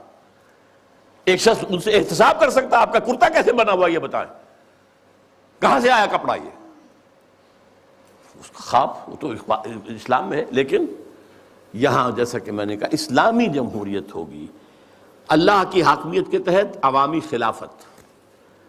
اسلامی سوشلزم ہوگا، ہر ایک کی بنیادی ضروریات کی کفالت زکوٰۃ کے نظام کے ذریعے سے. یہ نظام ہے. تو عصر حاضر کے تقاضاؤں سے ہے، لیکن یہ خوف ہو نہ جائے آشکارا شرع پیغمبر کہیں، الحذر آئین پیغمبر سے 100 بار الحذر، حافظ ناموس زن مرد آزما مرد آفرین، الحذر پناہ پناہ آئین پیغمبر صلی اللہ علیہ وسلم۔ یہاں اقبال نے جو کمال دکھایا ہے، دس از دی جسٹ، لب لباب۔ وہ آئین پیغمبر کیا ہے؟ نمبر 1 حافظ ناموس زن مرد آزما مرد آفرین۔ اس کا جو معاشرتی نظام ہے وہ کیا ہے؟ عورت کی عصمت و عفت کی حفاظت، نمبر 1۔ اس کے لیے 4 پردے دیے اسلام نے، 1 نہیں 4، پورے معاشرے میں ایک پردہ ہو۔ سیگریگیشن آف دی سیکسز، مردوں کا دائرہ کار علیحدہ ہے، عورتوں کا علیحدہ ہے، مردوں کے اسکول علیحدہ ہے، عورتوں کے علیحدہ ہے، مردوں کی کالج علیحدہ ہے، عورتوں کے علیحدہ ہے، مردوں کے اسپتال علیحدہ ہے، عورتوں کے علیحدہ ہے، سیگریگیشن۔ نمبر 2 گھر کی 4 دیواری کے اندر، یہ نمبر 2 پردہ ہے۔ باہر نکلے تو برقع لیں یا چادر لیں، چہرہ ڈھانپے، یہ تیسرا پردہ ہے۔ اور گھر کی 4 دیواری کے اندر بدن کو پورے طور پر ڈھانک کر رکھنا، سوائے چہرے کے اور ہاتھ کے اور پاؤں کے۔ اس کے سوا عورت کے جسم کا کوئی حصہ ماں کا بھی بیٹے کی نگاہ میں نہ آئے، بہن کا بھائی کی نگاہ میں نہ آئے، بیٹی کا باپ کی نگاہ میں نہ آئے۔ ورنہ کیا نہیں ہو رہا آج؟ انسیسٹ نہیں ہو رہا آج؟ کتنا ہو رہا ہے یورپ میں، اور آپ کے ہاں کتنا کچھ ہو رہا ہے۔ حافظ ناموس زن مرد آزما، مرد کے لیے چیلنج ہے، تمہارا کام ہے، معاش کی پوری ذمہ داری تمہارے سر ہے، عورت کے سر نہیں ہے، اس کی کفالت تمہارے ذمہ ہے، یو ہیو ٹو سپورٹ ہر، اور اولاد کی ساری کفالت تمہارے ذمہ ہے۔ شادی کرو گے مہر تم دو گے، عورت لے گی، شادی کا خرچہ تم کرو گے، دعوت تم دو گے ولیمے کی، عورت کے والوں کی، لڑکی والوں کی طرف کوئی نہیں۔ This is the challenge to the males. حافظ ناموس زن مرد آزما، چیلنجنگ، اور دفاع جو ہے ملک کا وہ اصل میں تمہاری ذمہ داری ہے۔ یہ ٹھیک ہے کسی آخری وقت میں آ کر اگر ہوم ٹو ہوم فائٹنگ ہو رہی ہو، اسٹریٹ فائٹنگ ہو رہی ہو، عورتیں بھی آئیں میدان میں، ٹھیک ہے، لیکن نہیں، بنیادی طور پر نہیں۔ اسی سے مردانگی پیدا ہوتی ہے۔ نمبر 2 موت کا پیغام ہر نوع غلامی کے لیے، نہ کوئی فخفور و خاکہ، نہ گدائے رہنشین، کوئی غلامی نہیں، کوئی حاکم نہیں، کوئی محکوم نہیں، اللہ حاکم، تم سب محکوم، کونوا عباد اللہ اخوانا، سیاسی سطح پر تم سب برابر ہو، بالکل نو ڈسکریمنیشن۔ کرتا ہے دولت کو ہر آلودگی سے پاک و صاف، دولت کے اندر جو گندگیاں آ جاتی ہیں ان سے پاک و صاف کرتا ہے آئین پیغمبر۔ زکوٰۃ بھی نکالو اس میں سے، صدقات بھی نکالو اس میں سے، آپ پاک کرو اس کو۔ اور منعموں کو مال و دولت کا بناتا ہے امی، یہاں تو منعموں کر کیجئے، جن کو اللہ نے دولت دی ہے، کہتا ہے یہ تمہارا مال نہیں ہے، اللہ کا مال ہے۔ این امانت چند روزہ نزدماست، در حقیقت مالک ہر شے خداست۔ یہ تو امانت ہے، جو مالک ہے اس کی مرضی کے مطابق میں تصرف کرو گے، اور اس سے بڑھ کر کیا فکر و عمل کا، اس سے بڑھ کر اور کیا فکر و عمل کا انقلاب؟ بادشاہوں کی نہیں، اللہ کی ہے یہ زمین۔ دیکھ خدایا یہ زمین تیری نہیں، تیری نہیں، تیرے آبا کی نہیں، تیری نہیں، میری نہیں، اللہ کی زمین ہے۔ اصول کیا ہے؟ کوئی بنجر زمین کہیں پڑی ہے، جو اس کو قابل کاشت بنا لے گا وہی مالک ہو جائے گا، اور اگر کاشت نہیں کرے گا، 3 سال اگر گزر گئے تو ختم، ملکیت ختم۔ اور جس کی زمین ہے خود کاشت کرے، یہ میں پہلے بیان کر چکا ہوں۔ امام ابو حنیفہ، امام مالک دونوں کا موقف ہے۔ اب کیا کہہ رہا ہے دیکھیے، چشم عالم سے رہے پوشیدہ یہ آئین تو خوب، یہ آئین انسانوں کے نگاہوں کے سامنے آنا نہیں چاہیے، اسے روکو۔ ذرا سی جھلک دکھانے کی امید ہو گئی افغانستان میں، اس ابلیس اور ابلیس کے چیلوں نے نپ دی ایول ان دی بڈ، ختم، جھلک ہو گئی تھی، تھوڑی سی جھلک تھی، پورے افغانستان میں امن و امان ہو گیا تھا۔ یہ غنیمت ہے کہ خود مومن ہے محروم یقین۔ ہمارے لیے یہ بات ہے قابل اطمینان کہ مومن ہی کو یقین نہیں ہے کہ میرے پاس یہ نظام ہے، یہ نظام واقعی اچھا ہے، یہاں تو کہتے ہیں سود کے بغیر کوئی نظام چل ہی نہیں سکتا، معیشت کا کوئی نظام ممکن ہی نہیں ہے، یہ ہمارے ہاں سب کہتے ہیں۔ وہ سارا نظام جو ان کا جو ہے وہ جادو وہ ہے جو سر چڑھ کر بول رہا ہے یہی بہتر الہیات میں الجھا رہے، یہ کتاب اللہ کی تعویلات میں الجھا رہے، اسی میں لگائے رکھو اسے، اس میں یہ مفہوم اور اس کے اندر یہ مفہوم اور اس میں سے نکالو اور بال کی کھال اتارو، اس میں لگائے رکھو، توڑ ڈالے جس کی تکبیریں طلسم میں ششجہات، ہونا روشن اس خدا اندیش کی تاریک رات۔ یہ خدا کا تصور رکھنے والا جو ہے، اس کی رات جو تاریک ہے وہ کہیں روشن نہ ہو جائے، صبح نہ طلوع ہو جائے، کیونکہ پھر اس کی تکبیریں جو ہیں ششجہات، 6 جو ڈائمنشنز ہیں ان سب کو جو ہے توڑ کے رکھ دے گی۔ اب وہ مسائل کیا ہیں ان میں الجھاؤ، یہ اقبال کے خاص زمانے کے مسائل تھے۔ ابن مریم مر گیا یا زندہ جاوید ہے؟ حضرت مسیح فوت ہو چکے، سولی چڑھ چکے، یا نہیں آ کر کشمیر میں دفن ہو گئے، یا کیا ہوا؟ ابن مریم مر گیا یا زندہ جاوید ہے؟ ہیں صفات ذات حق حق سے جدا یا عین ذات؟ یہ میں پہلے گنوا چکا ہوں آپ کو۔ آنے والے سے مسیح ناصری مقصود ہے یا مجدد جس میں ہوں فرزند مریم کے صفات؟